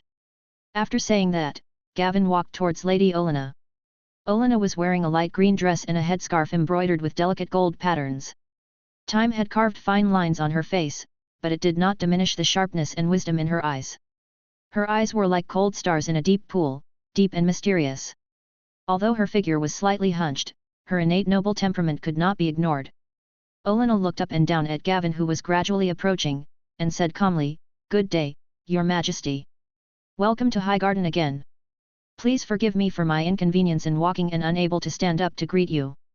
After hearing this, Gavin knew that the other party was trying to use age to pressure him, but the other party respectfully addressed him as His Majesty, which was considered to be a leeway. After all, High Court had not officially pledged allegiance to him at this moment. Gavin immediately responded politely, "Lady Olenna, there is no need to do this. I came uninvited to disturb your rest." Then Gavin looked around and exclaimed, "High Court is still so beautiful and intoxicating." Olenna smiled slightly, her eyes showing the wisdom of a person who has experienced many vicissitudes of life. "Thank you for your praise, your majesty. These are just some old decorations. If your majesty likes them, you can come and visit us often." Gavin shook his head slightly, found a seat and sat down, then said to Olenna, "You are too modest. Highgarden is known as the most beautiful castle in West Eros, and it deserves the title." Olenna pushed the tea in front of her to Gavin and said, "Forgive me, an old lady, for only being able to serve tea to the king of the narrow sea. This is my way of thanking you for escorting my granddaughter back." After hearing this, Gavin said, "You're welcome. I just happened to want to go back to the river bend to take a look." Chapter 152. The threat of the Iron Fleet. Olenna nodded slightly, her eyes deep, and said, "Let's get straight to business. I heard that your majesty not only ended the war with the trading cities, but also won a great victory. Next, I believe he will be able to fully deal with the attack on the Iron Throne. Not long ago, I received news that Lanley proposed to send Theon Greyjoy, the adopted son of Prime Minister Ned Stark, back to the Iron Islands in exchange for the support of the Iron Fleet. For this purpose, Robert also convened a meeting of the King's Court." Then, she took a sip of tea and continued, "Even the empty finances of the Iron Throne have been alleviated recently. Not long ago, the Church lent the Iron Throne 50,000 gold dragons, and the Lannisters of the Westerlands also agreed to lend the Iron Throne 100,000 gold dragons. The Minister of Finance Peter is currently in the Iron Bank of Bravus, and it is not known whether he can borrow the money back. But the Royal Fleet has placed orders with the shipyards of Old Town and the Redwine family a few days ago, and I believe other shipyards will also receive orders." Upon hearing this information, Gavin asked tentatively, "The Reach has always been one of the richest places in the Seven Kingdoms. Didn't the usurper borrow money from Highgarden?" Olenna smiled and shook her head, saying jokingly, "Your Majesty, do not worry about the sincerity of the Tyrell family. The proud stag has always despised the delicate rose, not to mention that there is a Lord Tywin who can pull out gold to support him. In the War of the Usurper, the army of the Reach and Robert's army had a blood feud, and my foolish son once led his army to besiege his castle. Although Robert never said it explicitly, the Tyrell family has long been squeezed out of the center of power in the Seven Kingdoms." After hearing Olenna's explanation, Gavin understood that the other party intended to dispel his doubts. Highgarden could not fall to the Iron Throne, and even if it wanted to, the Iron Throne would not welcome it. Robert not only despised the Tyrells, but also distrusted the Reach, so it was difficult for the two to reach a cooperation. In general, the Tyrells could not gain any benefits from Robert, and without benefits, they would naturally not serve him. Gawain asked calmly, "Has Theon Greyjoy been sent back to the Iron Islands?" Lady Olenna explained, "Stannis has objected to this. He does not trust the Ironborn, but Robert has always disregarded his brother's advice. The outcome is still to be determined, but your grace must be prepared for the Iron Fleet to join the battle. The Tyrells only have control over the fleet of the Redwine family, and beyond that, any warship in West Eros could potentially appear at the Stepstones." Hearing this, Gavin couldn't help but fall into deep thought. In fact, there are quite a few warships in West Eros. Most of the families near the sea have several warships, and even several fleets, but they are all scattered among the major families. The Westerly and the Vale have their own fleets, and even the poorest north has a White Harbour fleet. Among them, the strongest are the Iron Fleet and the Royal Fleet. However, after the rebellion of the Iron Islands many years ago, the strength of both sides was greatly damaged. However, as long as both sides are willing, it is not difficult to restore their strength, especially the Iron Fleet. Almost all the Ironmen are sailors and shipbuilders.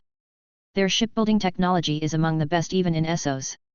Looking at Gavin, who was lost in thought, Lady Olenna said calmly, "It seems that your Majesty already understands your opponent, and I think he can understand the situation of the Tyrell family.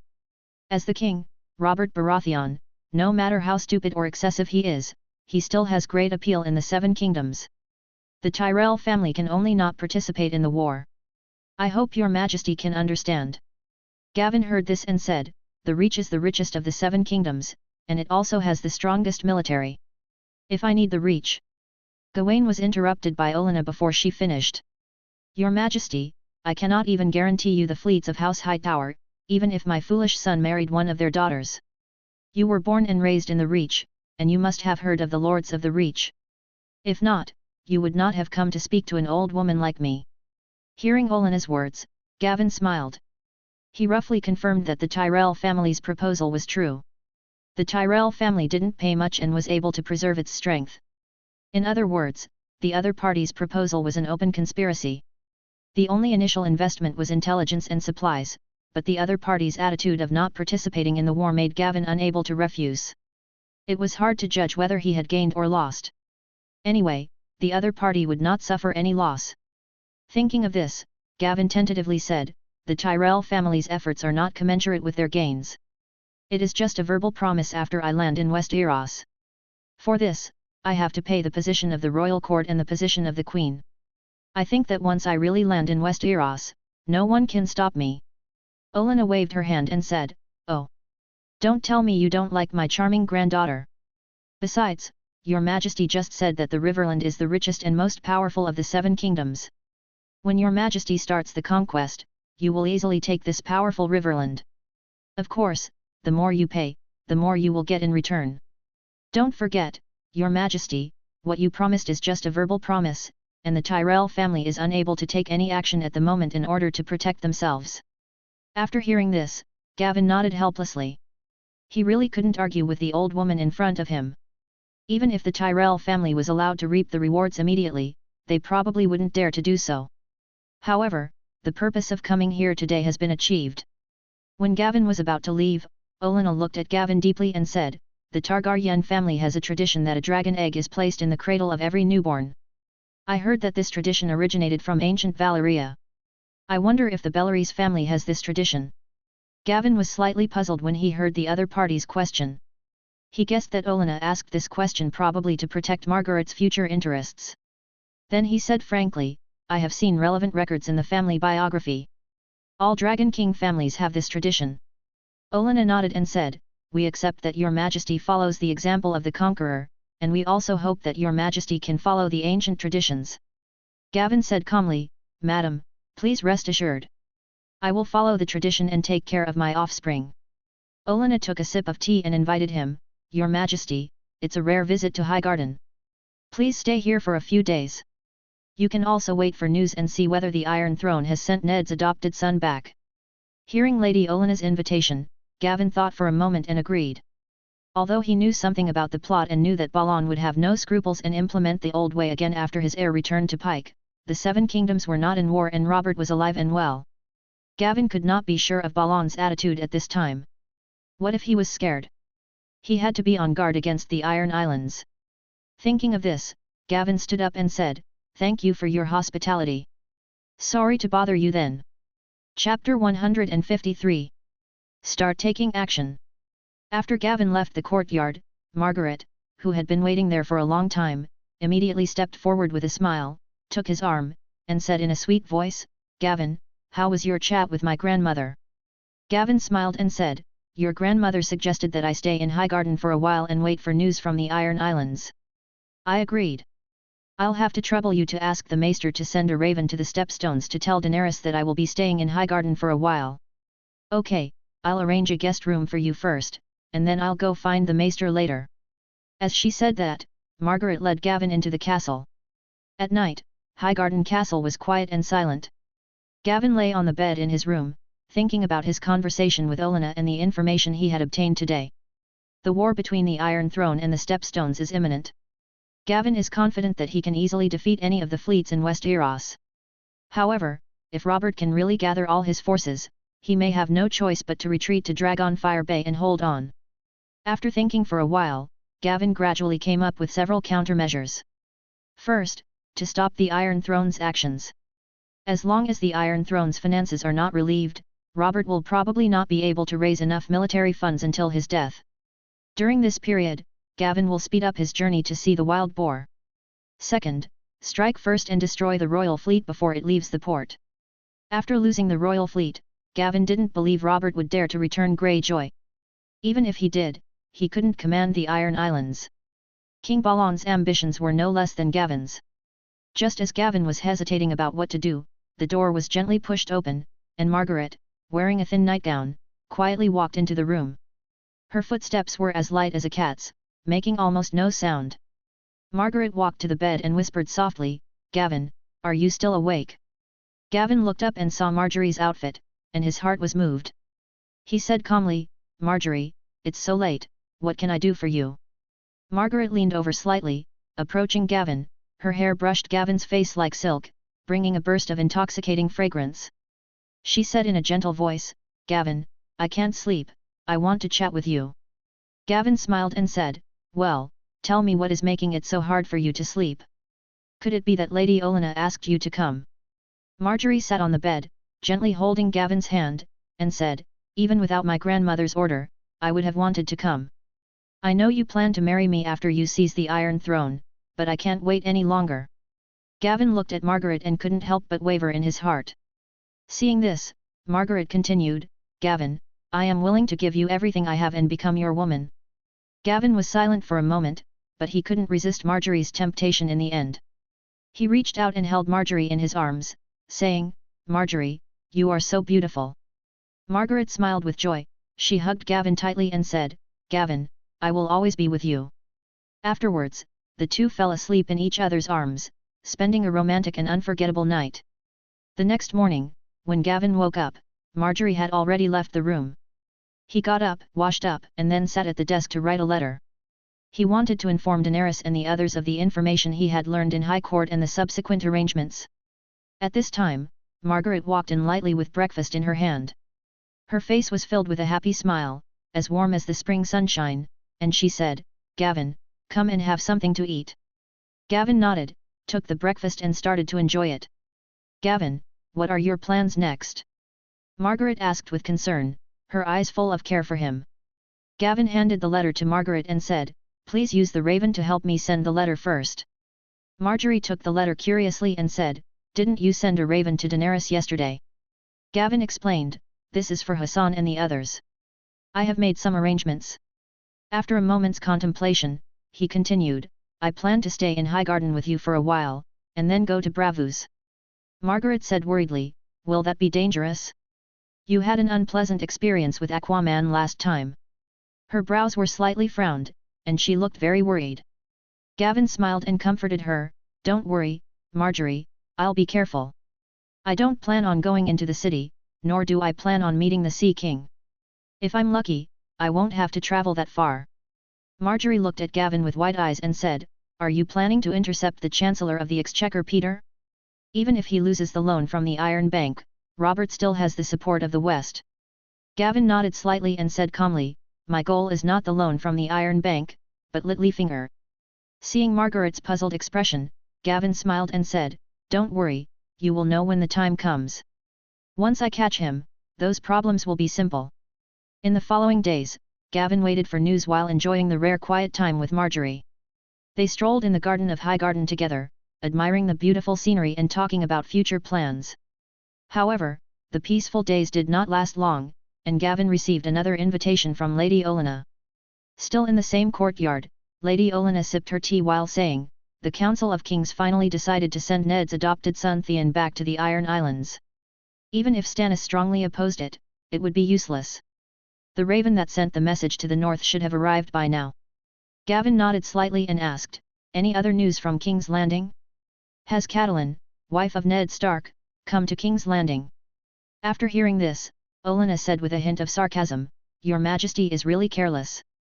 Shouldn't your attention be on the Iron Islands now? What does Ned's wife have to do with our affairs?" Gavin said calmly, "I have my own ideas, ma'am, if you know, please tell me." Olenna thought for a moment and said, "There is news that she has arrived in King's Landing and found Ned Stark. As for why she went south, I don't know."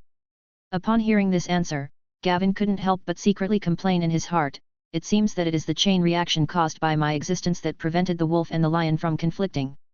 Littlefinger was sent to the Iron Bank by Robert, and without Littlefinger, he instigated trouble in the middle. The wolf and the lion are still very restrained now. It seems that I have to send this guy back to King's Landing as soon as possible." Thinking of this, Gavin stood up and said with a smile, "Thank you for your hospitality during this period. I will set off to return to the Stone Steps Islands later." After hearing this, Lady Olenna nodded slightly, looked at Gavin with deep eyes, and said, "It seems that your Majesty has a plan in mind. I wish you a smooth trip." Gavin smiled after hearing this, then turned and left.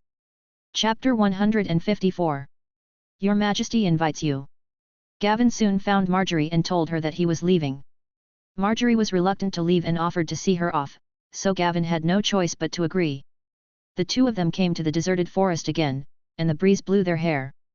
Margaret looked at Gavin reluctantly with tears in her eyes and said, "Gavin, you must be careful." Gavin hugged Marjorie tightly and said, "Don't worry, Marjorie.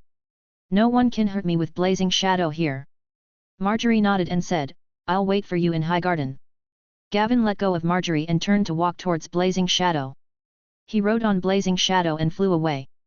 Marjorie looked at his back until he disappeared into the sky. After leaving Highgarden, Gavin flew towards the narrow sea. In less than half a day, the body of Blazing Shadow appeared again in the sky above the narrow sea. At this time, the weather at sea was gloomy and covered with dark clouds, as if a huge black curtain was covering the sea. The sea breeze was howling, raising layers of waves, and the sea was surging, showing a deep blue, like an endless abyss, which was daunting. Gavin looked down from the air, roughly determined the route, and flew north.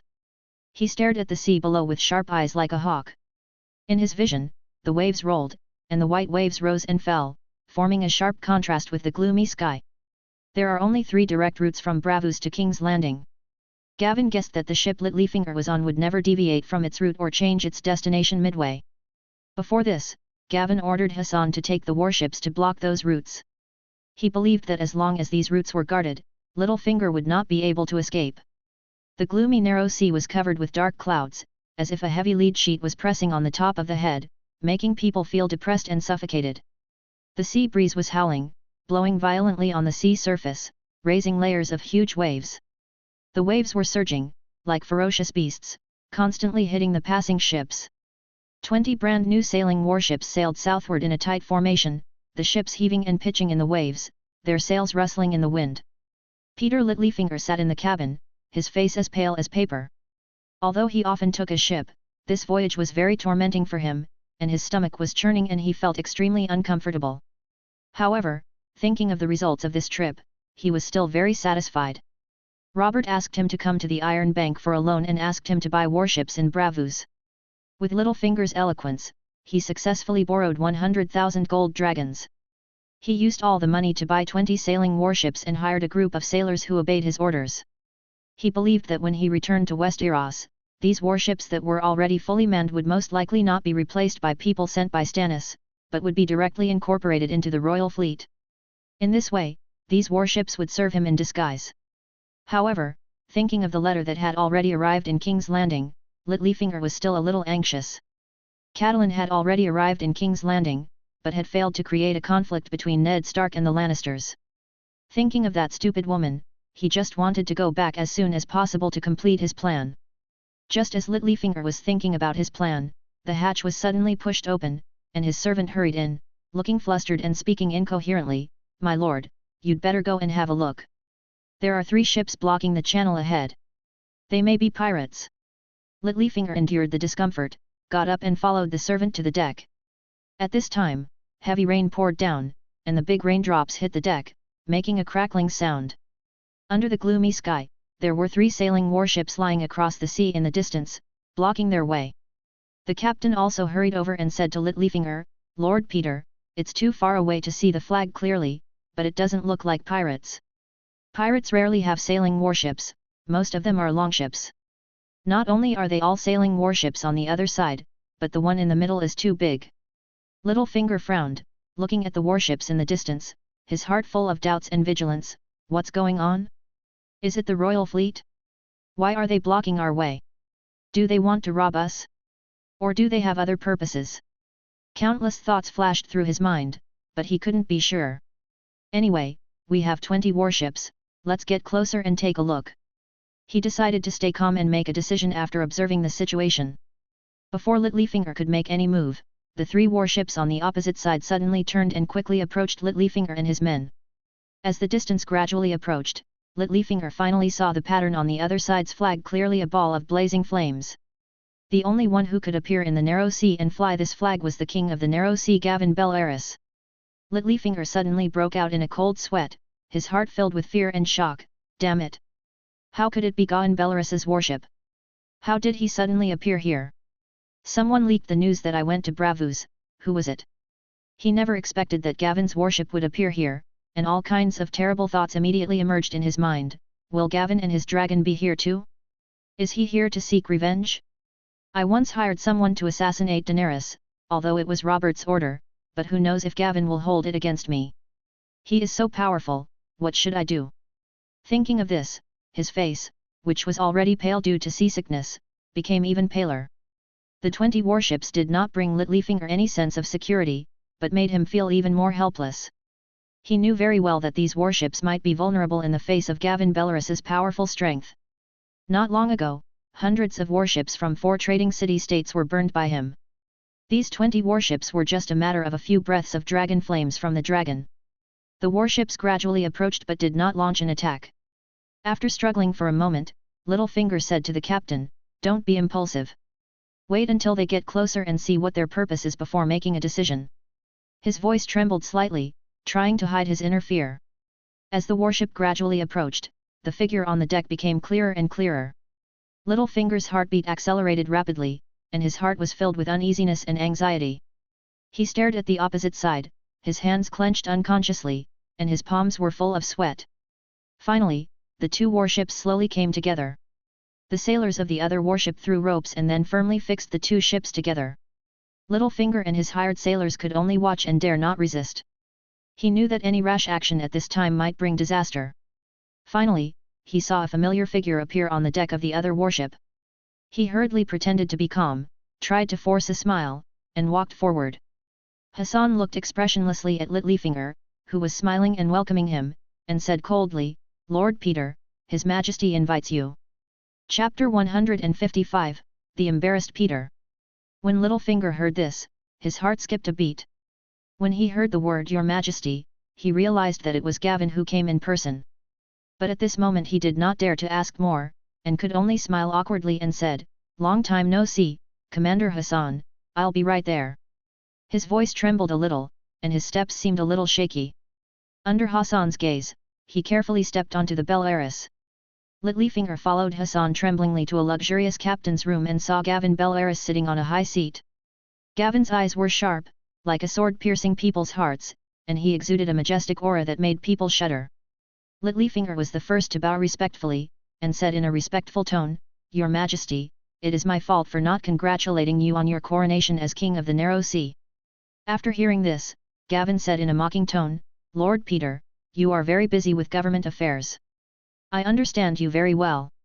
I wonder why Lord Peter came all the way to Bravos instead of staying in King's Landing." Littlefinger bowed slightly, his waist bent very low, and answered carefully, "Your Majesty, I was ordered to come to the Iron Bank to borrow money and purchase warships." Gavin snorted coldly, then asked, "On whose orders did you come?" Beads of cold sweat instantly appeared on Littlefinger's forehead, and beads of sweat slid down his cheeks. His lips trembled slightly as he said, "Your Majesty, by order of the Imperial Council." Gavin sneered and said nothing. Peter turned even paler. He trembled and said, "It was the order of the usurper." Gavin said coldly, "It seems that Lord Peter is very loyal to the usurper. Some time ago, someone tried to assassinate my queen, Daenerys Targaryen, and the murderer confessed that you found him and paid him." After hearing this, Littlefinger turned pale, his eyes were filled with fear, his body trembled uncontrollably, and he stammered, "Your Majesty, I would never dare to send someone to assassinate Queen Daenerys. This is under the order of the usurper, and I have no choice." Gavin slammed the armrest and shouted, "You dare not? You even dared to collude with Cersei Lannister and Lisa Tully to poison the former Prime Minister Jon Arryn." After hearing this, Littlefinger's legs weakened and he almost collapsed to the ground. His voice trembled like a leaf in the wind as he said, "Your Majesty, I did this because I was threatened by Cersei Lannister." Gavin did not answer but stared at Littlefinger coldly, his gaze seemed to penetrate his soul, as if he could see through all his thoughts. The atmosphere in the room was extremely tense, as if the air had frozen. Littlefinger gradually calmed down. He took a deep breath and calmed down his emotions. Then he knelt down and said to Gavin solemnly, "Your Majesty, I am willing to give these warships as a gift for your coronation and serve you from now on." Gavin smiled after hearing this, with a hint of sarcasm in his eyes, and said, "I believe in Sir Peter's character. We once had a good cooperation. You once provided me with dragon bones and spoke for me in the royal meeting." Peter quickly said, "Yes, Your Majesty, it is my honor to serve you. Gavin nodded slightly, then said, for now, I need you to return to King's Landing and deliver a letter to Cersei Lannister. Also, I think you have a way to convince her to do to Robert what you did to Jon Arryn. Peter shuddered when he heard this, but he suppressed his fear and responded respectfully, yes, Your Majesty. I will return to King's Landing as soon as possible and convince Cersei. Gavin said coldly, Peter, I won't bother you with another letter to the usurper. I will find someone to deliver it for me in a month. Peter nodded helplessly and said, don't worry, Your Majesty, I will have a good talk with Cersei and make sure everything goes well. Gavin said coldly, very good, I believe you can handle these things. As long as you do things well, Robert will naturally not receive this letter. Then he waved his hand to signal Peter that he could leave. Peter bowed again and said, thank you for your trust, Your Majesty. I will do my best to live up to your expectations. After saying this, Peter retreated cautiously, and his figure gradually disappeared from Gavin's sight. Gavin stared at his back coldly, his eyes as sharp as a hawk, until he was completely out of sight. Hassan at the side asked respectfully at this time, Your Majesty, do you want me to send him to King's Landing? After all, this man is very cunning. If he takes the opportunity to escape, it may cause unnecessary trouble. After hearing this, Gavin slowly shook his head and said firmly, don't worry, just send 2 people to follow him from a distance and find him a ship to King's Landing. He is reluctant to give up his position and power now, and he will not run away easily. Gavin paused, and then continued, send these 20 warships back, and carefully interrogate the sailors on board to make sure there are no problems before taking them back. After hearing this, Hassan bowed again and replied, yes, Your Majesty. I will strictly follow your instructions and ensure that there are no mistakes in every link. After that, Hassan turned around and left quickly to carry out Gavin's order. Gavin stood there, lost in thought involuntarily. Peter is a sinister person. Once he gets a chance to breathe, he will try every means to get rid of me. However, all Peter could rely on were his intrigues and eloquence, which were nothing compared to absolute power. Peter is still useful at the moment and he plays a driving role in all events. As soon as Robert dies, Gawain plans to make Peter's secret public, without even having to do it himself. 2 days later, Peter was rudely thrown onto a merchant ship bound for King's Landing from Pentos. In addition to transporting some goods, the merchant ship also earned the fares of the passengers. The cabin was filled with a disgusting mixture of smells, a mixture of the salty smell of sea water, the stench of rancid cargo, and the stench of people's sweat. The space was extremely narrow and crowded, with passengers shoulder to shoulder. Noisy voices, children's crying and the sound of cargo colliding came one after another, merging into a chaotic clamor. Peter struggled to make his way through the crowd, trying to find a slightly comfortable position, but found it crowded everywhere. He tried to negotiate with the captain for better conditions and promised to reward the captain generously when he returned to King's Landing. However, the captain did not dare to agree when he learned that Peter was sent by the warship of the King of the Narrow Sea. Peter reluctantly came to the dark cabin on the lower floor.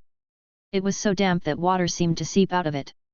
Faint light struggled to penetrate through the cracks, only dimly illuminating the outlines of the people around him. Peter curled up in a corner, his clothes were filthy, his eyes lost their former shrewdness and confidence, replaced by helplessness and despair, he could only endure it all silently. Chapter 156, Peter and the Kingslayer. After several days of sailing, the merchant ship finally arrived at King's Landing in the dim light of dawn. The sea breeze blew gently, bringing a hint of salty and bitter air. Peter had been tortured beyond recognition during the voyage of the past few days. His face was pale, his body was hunched, his eyes were bloodshot, and his clothes were disheveled. Peter put on a simple disguise, then stumbled off the boat, his steps unsteady, as if he would fall at any moment. When the tax collector at the port saw Peter, he was horrified and thought he had encountered pirates. The tax collector asked anxiously, "Lord Peter, what has happened to you?" Peter replied weakly, "Don't ask any more questions. Arrange a carriage for me quickly and don't attract anyone's attention." The tax collector quickly responded, "Yes, sir, I will prepare it for you and take you to the Red Keep." Peter gasped and said, "No, take me back to my residence first. I need to rest." The tax collector said quickly, "Okay, I'll do as you say, sir." He quickly asked his servants to find a carriage and quickly called 2 guards, intending to escort the weak finance minister to his residence first. Sitting in the shaking carriage, Peter thought of the 20 sailing warships, filled with resentment, and couldn't help cursing Gavin in his heart, damned bastard. He clenched his teeth, his face gloomy. Fortunately, the news of the successful loan from the Iron Bank has not yet reached King's Landing, and no one should know about it yet. Otherwise, the loss of 20 men o' war would be enough for Robert to hang him. As long as Robert can be dealt with as quickly as possible, this matter will not be exposed. As the Chancellor of the Exchequer, he can easily let the Iron Bank count the loan as the next heir to the Iron Throne. The only thing worth worrying about is that Varys's little bird is omnipresent, and maybe it has already reported his whereabouts to the other party at this time. His embarrassment will inevitably arouse Varys' suspicion, and the intelligence from Bravus will be regularly transmitted back to King's Landing, and then he will no longer be able to control his own destiny. Thinking of this, a hint of ruthlessness flashed in Peter's eyes. He knew that he had to seize every moment and must not have any hesitation or delay. Success or failure depends on this one move. I will make everything go according to my plan. He swore secretly and clenched his fists unconsciously. After a while, Littlefinger returned to the luxurious yet slightly depressing house, and the sound of his boots hitting the ground echoed in the empty hall. He quickly returned to his room, picked up a pen to write a letter, and then called a servant. Upon hearing Peter's summons, the servants hurried over, bowed, and waited for their master's orders. Go to the Red Keep and bring Jaime Lannister to me. Remember, be secretive and don't draw attention. Peter stared at his men with sharp eyes. The waiter hesitated for a moment, then said cautiously, Sir, what if Sir Jaime doesn't come? Peter snorted coldly, if he refuses to come, you will give him this letter and tell him that the matter will be exposed soon and he will bear the consequences at his own risk. Do you understand? The attendant quickly responded, Yes, sir, I understand. Peter waved his hand, and the other party quickly retreated to carry out the order. After Peter sent the letter, his tense nerves finally relaxed a little, and his heart was relieved. He looked down at his disheveled clothes, which were wrinkled and stained with dust. That won't do, he muttered to himself, and then hurried into the bathroom. When Jaime Lannister arrived, Peter appeared in front of him and had restored his former image as the Chancellor of the Exchequer. He was dressed neatly, his face was clean, and his eyes were shrewd, as if the previous embarrassment had never existed. As soon as Jaime Lannister entered the room, he rushed to Peter in rage, grabbed his collar with both hands, and asked loudly, Why does Gawain Belleris know these secrets? Did you tell him? At this moment, Jaime's heart was filled with anger and fear. He knew very well that once this secret was exposed, the consequences would be disastrous. Peter had a slightly sarcastic sneer on his face, and said lightly, Be gentle, Sir Jaime, this has nothing to do with me. Queen Cersei received a letter long before Jon Arryn died. Obviously, the one who sent the letter was Gawain. He obviously knew these secrets a long time ago, but he used this incident to let us get rid of Jon Arryn. As he said that, Peter calmly handed a letter to the other party. Jaime let go of Peter, took the letter, and asked suspiciously, What is this? Peter raised his lips and said sarcastically, This is the letter that Gawain sent to the Queen. It details the secrets between you and the Queen, and the truth behind Jon Arryn's death. The King of the Narrow Sea threatened that if Robert doesn't die, our king will receive the same letter in a month. Peter observed Jaime's reaction coldly, feeling proud that he was in control of the situation. After hearing this, Jaime became panicked and shouted angrily, No matter what, I will not kill Robert. I will take Cersei and the children away from King's Landing as soon as possible and return to the Westerly. He secretly swore in his heart that he must protect his family. Peter sneered. You are courting death, Sir Jaime. Robert will be angry and slay the Lannisters in the Westerlies, just as he did the Targaryens.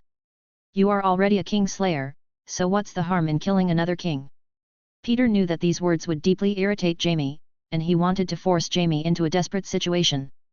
Jaime was so excited that he could hardly control himself.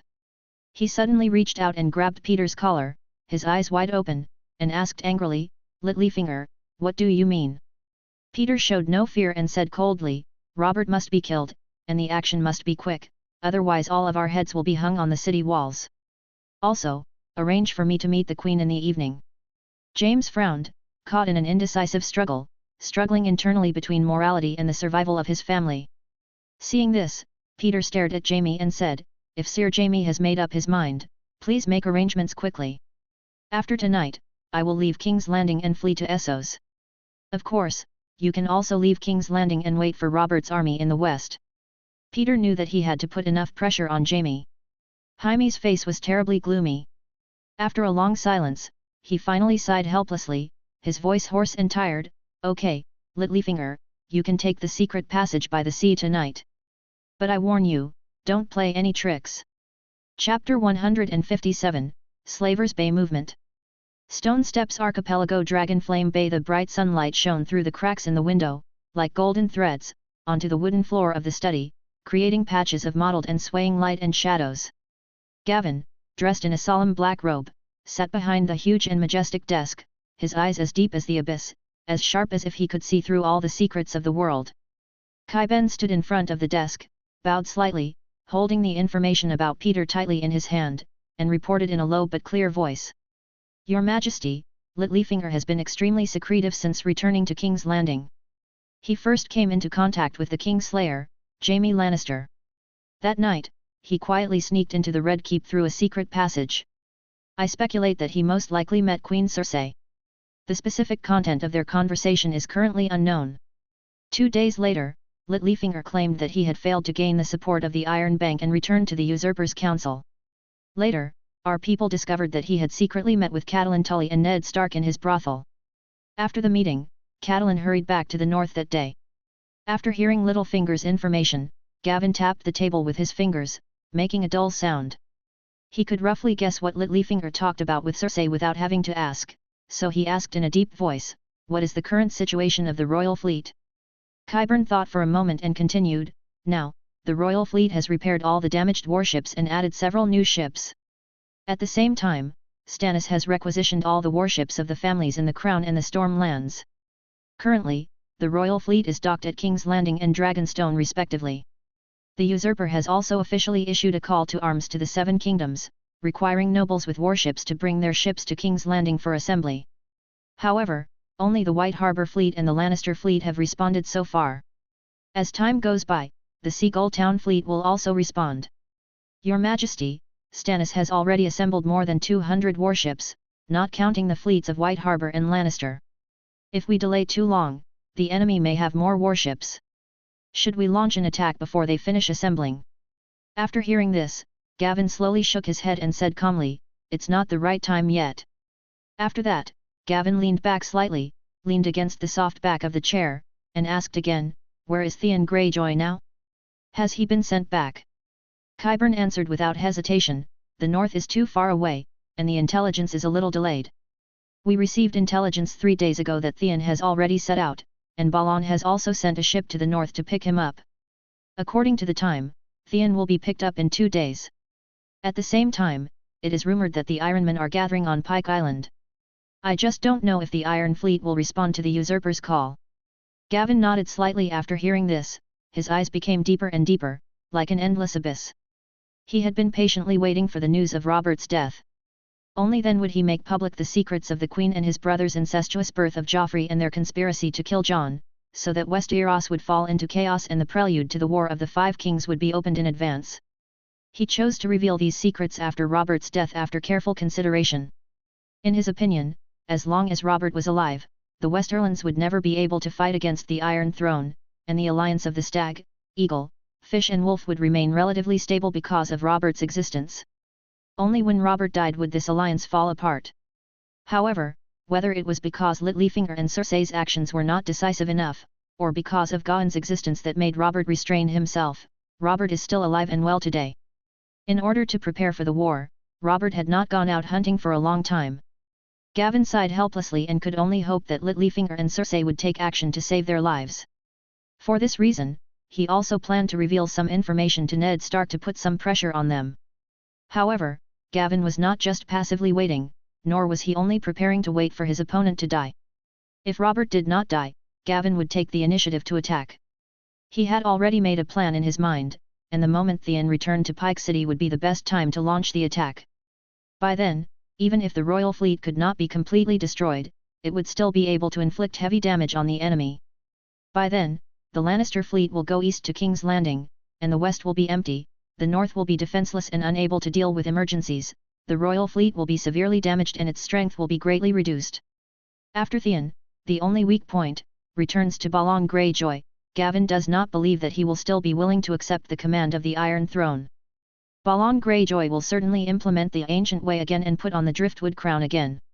At that time, the Iron Throne will be unable to take care of itself due to fighting on two fronts, and Gavin will be able to take the opportunity to consume the opponent's strength, expand his own power, and further realize his ambitions. Thinking of this, Gavin said to Qyburn solemnly, "Qyburn, continue to send people to keep an eye on Littlefinger's every move. Also, once Theon Greyjoy returns to Pike, he must report to me immediately without delay. Also, send a raven to Hassan immediately and ask him to assemble the fleet and be ready to go into battle at any time." Qyburn bowed slightly and responded respectfully, "As you command, Your Majesty. I will assign someone to keep a close eye on him and make sure Peter does not leave our surveillance." After saying that, Qyburn did not leave immediately. Instead, he paused for a moment and said, "Your Majesty, not long ago, some merchant ships from Slavers Bay passed through the stepstones. According to the gossip of those sailors, Volantis bought a lot of shipbuilders and sailors in Slavers Bay. However, we have not found any signs of Volantis building a new shipyard." When Gavin heard this, he frowned slightly, a thoughtful gleam revealed in his deep eyes, and then he fell into deep thought. He couldn't help but recall that in the original plot, after Daenerys captured Mirian, the Yunkai people ran around to win over allies to counterattack Mirian, and also asked Volantis to send troops to intervene. Volantis even sent a huge army consisting of hundreds of warships to Mirian. It seems that the relationship between Volantis, known as the strongest slavery, and the slave owners in Slaver Bay is not ordinary. This also explains why when I, as a major customer of Slaver Bay, became king, the slave owners did not even send a letter of congratulations. After figuring out the key points, Gavin raised his head, staring at Qyburn with sharp eyes, and said in a deep voice, "It seems that Volantis and those slave owners are not at peace. Qyburn, send people to Slavers Bay and Volantis to investigate. First of all, find out what the current maritime strength of Slavers Bay is. I have been neglecting them before. Also, make sure to find out where the purchased slaves are placed." Qyburn nodded solemnly and said respectfully, "Don't worry, Your Majesty, I will arrange it right away." After that, he turned and left in a hurry. Chapter 158. Robert's Bastard. King's Landing. Tower of the Hand. Ned Stark returned to the Prime Minister's tower with a tired face. He had just hired a swordsmanship master for his little daughter and hurried to attend a royal meeting. His heart was full of worries about the current situation. As the war was approaching, Robert had recently taken on the rare responsibility of being the king. He no longer dropped everything to go hunting, but still accompanied himself with fine wine every day. Most of the work fell on him. When he stepped into his study and prepared to take a rest, his guard pushed the door open, saluted Ned and said, "Sir, just now a child stuffed this note into my hand, said only one sentence, 'Give this to the Prime Minister,' and hurried away." After saying this, the guard respectfully handed the note to Ned. Ned opened the note and his eyes suddenly fixed. There were not many words on it, only an address, and below the address, there was a book title written, "The Genealogy and History of the Major Noble Families of the Seven Kingdoms." Ned sat there quietly, holding the note in his hand. His eyes were complicated, and his thoughts were surging like the tide. The address and the title of the book above kept appearing in his mind, especially the title "Genealogy and History of the Principal Noble Families of the Seven Kingdoms." He suddenly remembered that Grand Maester Pycelle had mentioned to him that Jonaran had been reading this book in the days before his death. He didn't pay much attention to it at the time, but now that this note appeared, he had to re-examine this detail. Ned has always suspected that Jon's death was not natural. His sudden death was too strange, and his wife Lisa Tully sent a letter to Catelyn saying that Lannister killed Jon.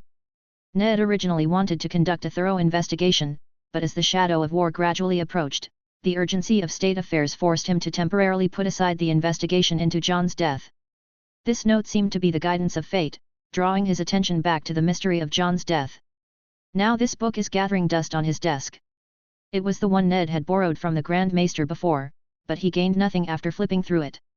And that strange address may contain the key clues to unlock the truth of Jon's death. Thinking of this, despite the physical fatigue that was always with him, Ned still stood up, took a deep breath, and cheered himself up. Ned looked at the guard in front of him and said in a steady voice, "Get ready and follow me to this place." The guard was slightly stunned, then responded, "Sir, where are you going?" Ned handed him the paper iron, pointed to the address on it and said, "Go to this place." The guard took it and glanced at the address. A puzzled look appeared on his face, but he knew he shouldn't ask any more questions. He just nodded and said, "Yes, sir. I'll prepare it right away."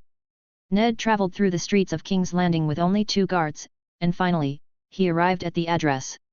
Ned looked up and saw a seemingly ordinary blacksmith shop. He was confused as to why that address was actually a blacksmith shop. He really didn't understand what the place had to do with John. When the guard at the side saw the sign of the weapon master hanging at the door of the shop, his heart moved slightly and said, "Sir, I have heard of this place. There is a weapon master named Tobmouth who is very famous in King's Landing." Ned nodded slightly after hearing this. His eyes stayed on the sign for a moment and he said, "Let's go in and take a look." They walked slowly into the shop. Ned looked around. The air was filled with the smell of metal and fire, and the sound of clanging and hammering was endless. Tobmouth heard someone coming into the store and quickly stepped forward to greet him. When he saw the king's hand emblem on Ned's chest, he immediately bowed slightly and said respectfully, "Sir, I wonder what you want from me today." Ned looked serious and asked directly, "Tobmouth, let me ask you, has the former Prime Minister ever been here?" Tobmouth was slightly stunned, hesitated for a moment and said, "The former Prime Minister did come to me, sir, and came to me several times. Unfortunately, I didn't have the honor and never fought for him." Ned was even more confused after hearing this and asked, "What is Lord Arran doing here?" Tobmouth replied respectfully, "To see my apprentice, sir." After hearing this, Ned Howe said, "I want to meet that apprentice, too." Tobmouth bowed and said, "As you command, sir." A moment later, the apprentice Gendry was brought to Ned. When Ned saw the young man in front of him, he had the answer in his mind. He knew at a glance that the young man was Robert's bastard. Gendry has a similar face and temperament to Robert, a strong physique, and a unique expression. These characteristics made Ned, who grew up with Robert, instantly see the connection between the two. Ned walked closer, looked him over, and asked, "Gendry, what did you talk about when Lord Arran came to see you?" Gendry shrugged. "He only asked me questions, sir. How I was doing, how my master was treating me, how I liked my job, and about my mother, who she was and what she looked like." Ned frowned slightly and continued, "So what's your answer?" Gendry pushed aside a lock of newly fallen black hair. "She died when I was a boy. All I remember is that she had yellow hair and sometimes sang to me. She worked in the tavern." Ned couldn't help but smile. He reached out and touched Gendry's head, gently ruffling his thick black hair. He looked him in the eyes and said, "Young man, do your work well." Gendry nodded shyly. Although he didn't quite understand the Lord's intentions, he could feel that he meant no harm. Watching Gendry leave, Ned sighed and said to Tobmouth, "If he wants to learn sword skills in the future, let him come to me." Tobmouth replied, "As you command, my lord." Ned nodded slightly, turned and walked out of the blacksmith shop. The guard at the side led the horse over and asked, "Sir, where are we going now?" Ned took the reins and said calmly, "Go back." After meeting Gendry, Ned's doubts were not resolved, and his thoughts became more complicated. He decided to look through the book again to find clues.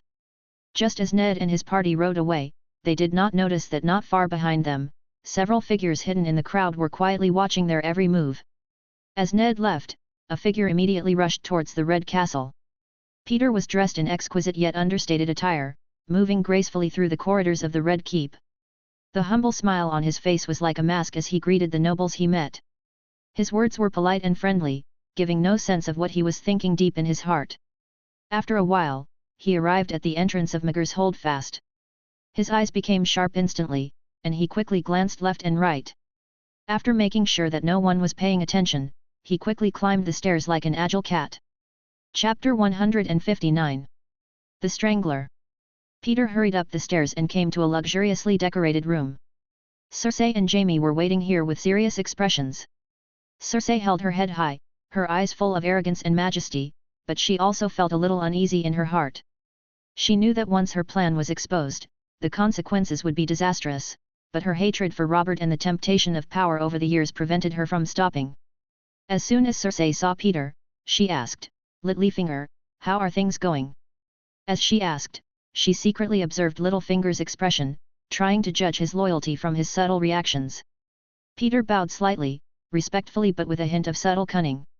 He secretly thought that Robert's death was a great opportunity for him. Your Majesty, everything is ready. The things have arrived, and I have bribed the commander of the city guard, Janoschlint. We can start any time now. As he spoke, he took out a small medicine bottle and said, "This is the strangler. It is different from the slow-acting medicine that killed Jonaran. Once you drink it, you will die on the spot. With Maester Pycelle here, everyone will just think that the king drank too much." Cersei took the medicine bottle, her eyes flashed with ruthlessness. Her fingers tightly grasped the medicine bottle, as if she was holding her own destiny. She had been looking forward to this day for a long time, and then ordered, "Then hurry up, it will be too late if you delay any longer. Someone just told me that Ned Stark is already investigating the cause of Jon's death. If we don't act now, I'm afraid Ned will find out before Gavin reports to Robert."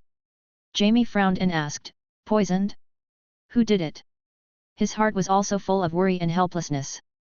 Once this conspiracy was discovered, their Lannister family would face a huge crisis, but in order to protect Cersei and their children, he could only support it. Littlefinger raised the corner of his mouth slightly, and said calmly, "Sir James, I'm afraid that the Queen and you can only figure it out. The King's cupbearer Lancel is your cousin." Cersei narrowed her eyes slightly, thought for a moment and then said, "I will arrange it, but you'd better make sure those golden cloaks are safe, Littlefinger. If something goes wrong, you will never get the position of Warden of the East." Peter bowed again and said, "Please rest assured. I will ensure that His Majesty Joffrey can inherit the Iron Throne smoothly. The city guard has 2,000 gold cloaks, which is enough to control King's Landing. As long as the news is not leaked, Ned has no reason to oppose His Majesty Joffrey's succession." His eyes revealed a kind of confidence, as if everything was according to his plan. James frowned slightly, and the disdain in his eyes became more and more obvious. He looked at Littlefinger coldly, and his words pierced like ice blades, "Gold cloaks? They are just a bunch of rabble? Since Janoschlint can be bought with money, he is not trustworthy." His eyes were full of doubt, as if he was full of contempt for this so-called Capital's Guard force. He continued, "Lanny is fine, he's not in King's Landing now, but what about Stannis? Most of the royal fleet is stationed in King's Landing Harbour, and he can attack King's Landing at any time." Jaime's tone was filled with deep worry. Cersei, who was standing by, raised her chin slightly after hearing this, her eyes revealing arrogance and determination. "Father will arrive in King's Landing with his fleet in 3 days. We just need to kill Stannis in advance, and when Father arrives, we can control the royal fleet." Her words were full of confidence, as if everything was under her control. Jaime shook his head, frowning even more. "How? Poison? First Jon, then Robert, and now Stannis. All the nobles are not fools." There was a hint of self-mockery in his voice, as if he was disgusted by such means. After hearing this, Peter's mouth slightly raised, revealing a sly smile. "Sir Jaime, we don't have to use poison. As long as His Majesty Joffrey succeeds to the throne, we can arrange a treason charge for Stannis. Then everyone will think that Stannis coveted his nephew's throne and started a rebellion." His words were full of calculations, as if everything was already in his plan. After hearing this, Jaime sneered, "Do you think Ned Stark will believe this nonsense?" His eyes were full of suspicion, and he was obviously not optimistic about this plan. Cersei said coldly, "He only brought a few guards with him, so he has no choice but to cooperate. It's decided. We will take action as soon as my father arrives in 3 days." Her voice was cold and resolute, as if she had made up her mind to achieve her goal at all costs. The atmosphere in the room was tense and depressing. Jaime looked at Cersei and stopped talking. He sighed and agreed with her decision. Littlefinger looked at the two of them, the corners of his mouth slightly raised, revealing a sly smile. The Red Keep Tower of the Prime Minister. The early morning sun shone into the room through the cracks in the window, but failed to wake up the sleeping Ned. Last night, he stayed up late to study the genealogy and history of the major noble families of the 7 kingdoms in his hand, trying to unravel the mystery, but to no avail. Finally, when the midday sun became scorching, Ned slowly woke up. He slowly stood up and rubbed his swollen temples, feeling frustrated. After a simple wash, he dragged his heavy steps downstairs, hoping to temporarily forget his troubles by spending time with his daughters. In the restaurant, the voices of 2 daughters came from afar. They were arguing. Sansa's face flushed and she said something fiercely, while Arya put her hands on her hips and refuted without giving in. Ned looked at the scene and sighed helplessly. He coughed softly, and the two daughters noticed his presence and instantly quieted down. Ned walked to the dining table and sat down, looking at his two daughters, forcing a smile. "Okay, you two, stop arguing, what happened?" His voice was gentle and a little tired. When Sansa heard this, she immediately complained to her father. "Prince Joffrey asked us to go out this afternoon, but Arya refused to go and even spoke ill of Prince Joffrey." Arya curled her lips and said with disdain, "I don't like Joffrey. He is just a rude guy, arrogant and stupid." Ned frowned slightly after hearing this, and said to Arya seriously, "Okay, Arya, if you don't like it, you don't have to go, but don't talk about the prince behind his back." Then he looked at Sansa and said, "I agree that you can go out, but you must be careful. I will arrange guards for you." Sansa nodded happily, and Arya beside her couldn't help but sneered, "You are the only one who would be fascinated by him." Chapter 160. The Lion and the Deer. Sansa's face turned red with anger. "You are just jealous that I can talk to Prince Joffrey, you wild girl. I love him and I want to be his queen and bear his children." Arya curled her lips helplessly and said, "7 layers of hell, I'm not jealous." Sansa continued, "Joffrey will be the greatest king ever, a golden lion, and we will have many beautiful fair-haired sons." Arya was not to be outdone and retorted, "Fool, he is not a lion, he is a deer like his father." When Sansa heard this, her eyes widened immediately and she retorted angrily, "He is not. He is nothing like that drunkard king." Ned sat there quietly, listening to his two daughters quarrel, but his thoughts were surging like waves in a storm. The difference between Sansa's description of Joffrey and her view of Robert was like a huge rock thrown into Ned's already turbulent heart. Those previously overlooked details and those vague doubts were quickly pieced together like pieces of a puzzle at this moment. His eyes gradually became deep and solemn, and the answer in his mind became clearer. Ned finally realized that Joffrey was not Robert's biological son, but the illegitimate son of Cersei's adultery. He was not the heir to the Iron Throne at all, and even the other two children were not Robert's children. This realization shocked and horrified him. He thought of Jon Arryn's death, the description in the book, Gendry whom he met yesterday, and the letter from Lisa Tully. Everything seemed to have a reasonable explanation. Ned's brows gradually twisted into a deep character. He was filled with worry about what the consequences would be if the secret of Joffrey's life was made public. The entire kingdom is very likely to fall into endless chaos and war, and he himself will inevitably face extremely difficult choices and huge risks. He took a deep breath and tried to calm himself down. He looked at his two daughters who were still quarreling, and a strong desire to protect them surged in his heart. No matter what the future holds, he will do his best to protect his family's safety. Ned's face became extremely serious. He turned his head and stared at Sansa and Arya. "You two, from now on, are not allowed to leave the Hand Tower." His tone was firm and unquestionable. The two daughters were frightened by their father's sudden seriousness. Arya frowned slightly, and when she heard that she couldn't leave, although she was a little reluctant, she pouted and nodded in agreement. Anyway, her swordsmanship teacher was also in the Prime Minister's tower. Sansa bit her lip, a trace of stubbornness flashed in her eyes, and said, "Father, why, didn't you promise me that I could go out? I didn't do anything wrong." Hearing Sansa's rebuttal, Ned's eyes revealed unquestionable firmness, and he said, "Sansa, now is not the time to be willful. You must obey my arrangements and must not leave here." Ned's voice was steady and powerful, with a sense of majestic oppression. He glanced at his two daughters and saw that Sansa still looked reluctant, while Arya looked stubborn.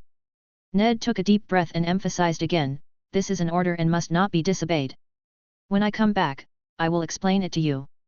After saying this, Ned immediately stood up and strode away, leaving his two daughters alone, their hearts full of confusion and anxiety. Ned walked hurriedly in the winding corridors of the Red Keep, and the walls around him seemed to silently tell of past conspiracies and glories. His brows were furrowed, and he wanted to find Robert directly and tell him the shocking truth. He was Robert's best friend and a loyal subject. He felt it was his responsibility to let Robert know about this so that he could make the right decision. Soon Ned arrived at the door of the restaurant.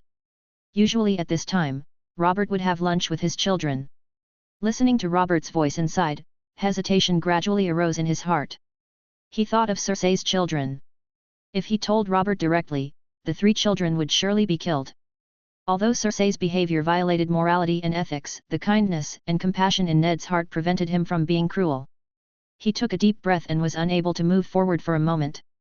Just as Ned was standing at the door, hesitating, he heard steady footsteps behind him. Ned's heart tightened and he slowly turned around, only to see Cersei standing there with a stern face and disgust and confusion in her eyes. It was obvious that she was also here to dine. Cersei raised her chin slightly and spoke first, "Lord Ned, you are wandering here, what do you want from Robert?" Ned looked at Cersei with a complicated look in his eyes. After hesitating for a moment, he slowly said, "Your Majesty, there are some things I think we need to talk about." Cersei narrowed her eyes slightly, as if she had noticed something, but she remained calm. "Oh? Lord Ned, what do you want to talk to me about?" Ned took a deep breath and tried to suppress the turmoil in his heart. "I think we should go for a walk in the courtyard." Cersei was silent for a moment, then nodded slightly. The two walked side by side towards the courtyard, and the atmosphere along the way was solemn and depressing.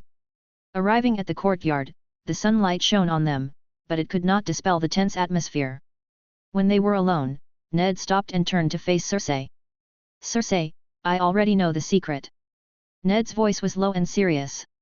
Cersei's expression changed slightly, but she quickly regained her composure. "What secret?"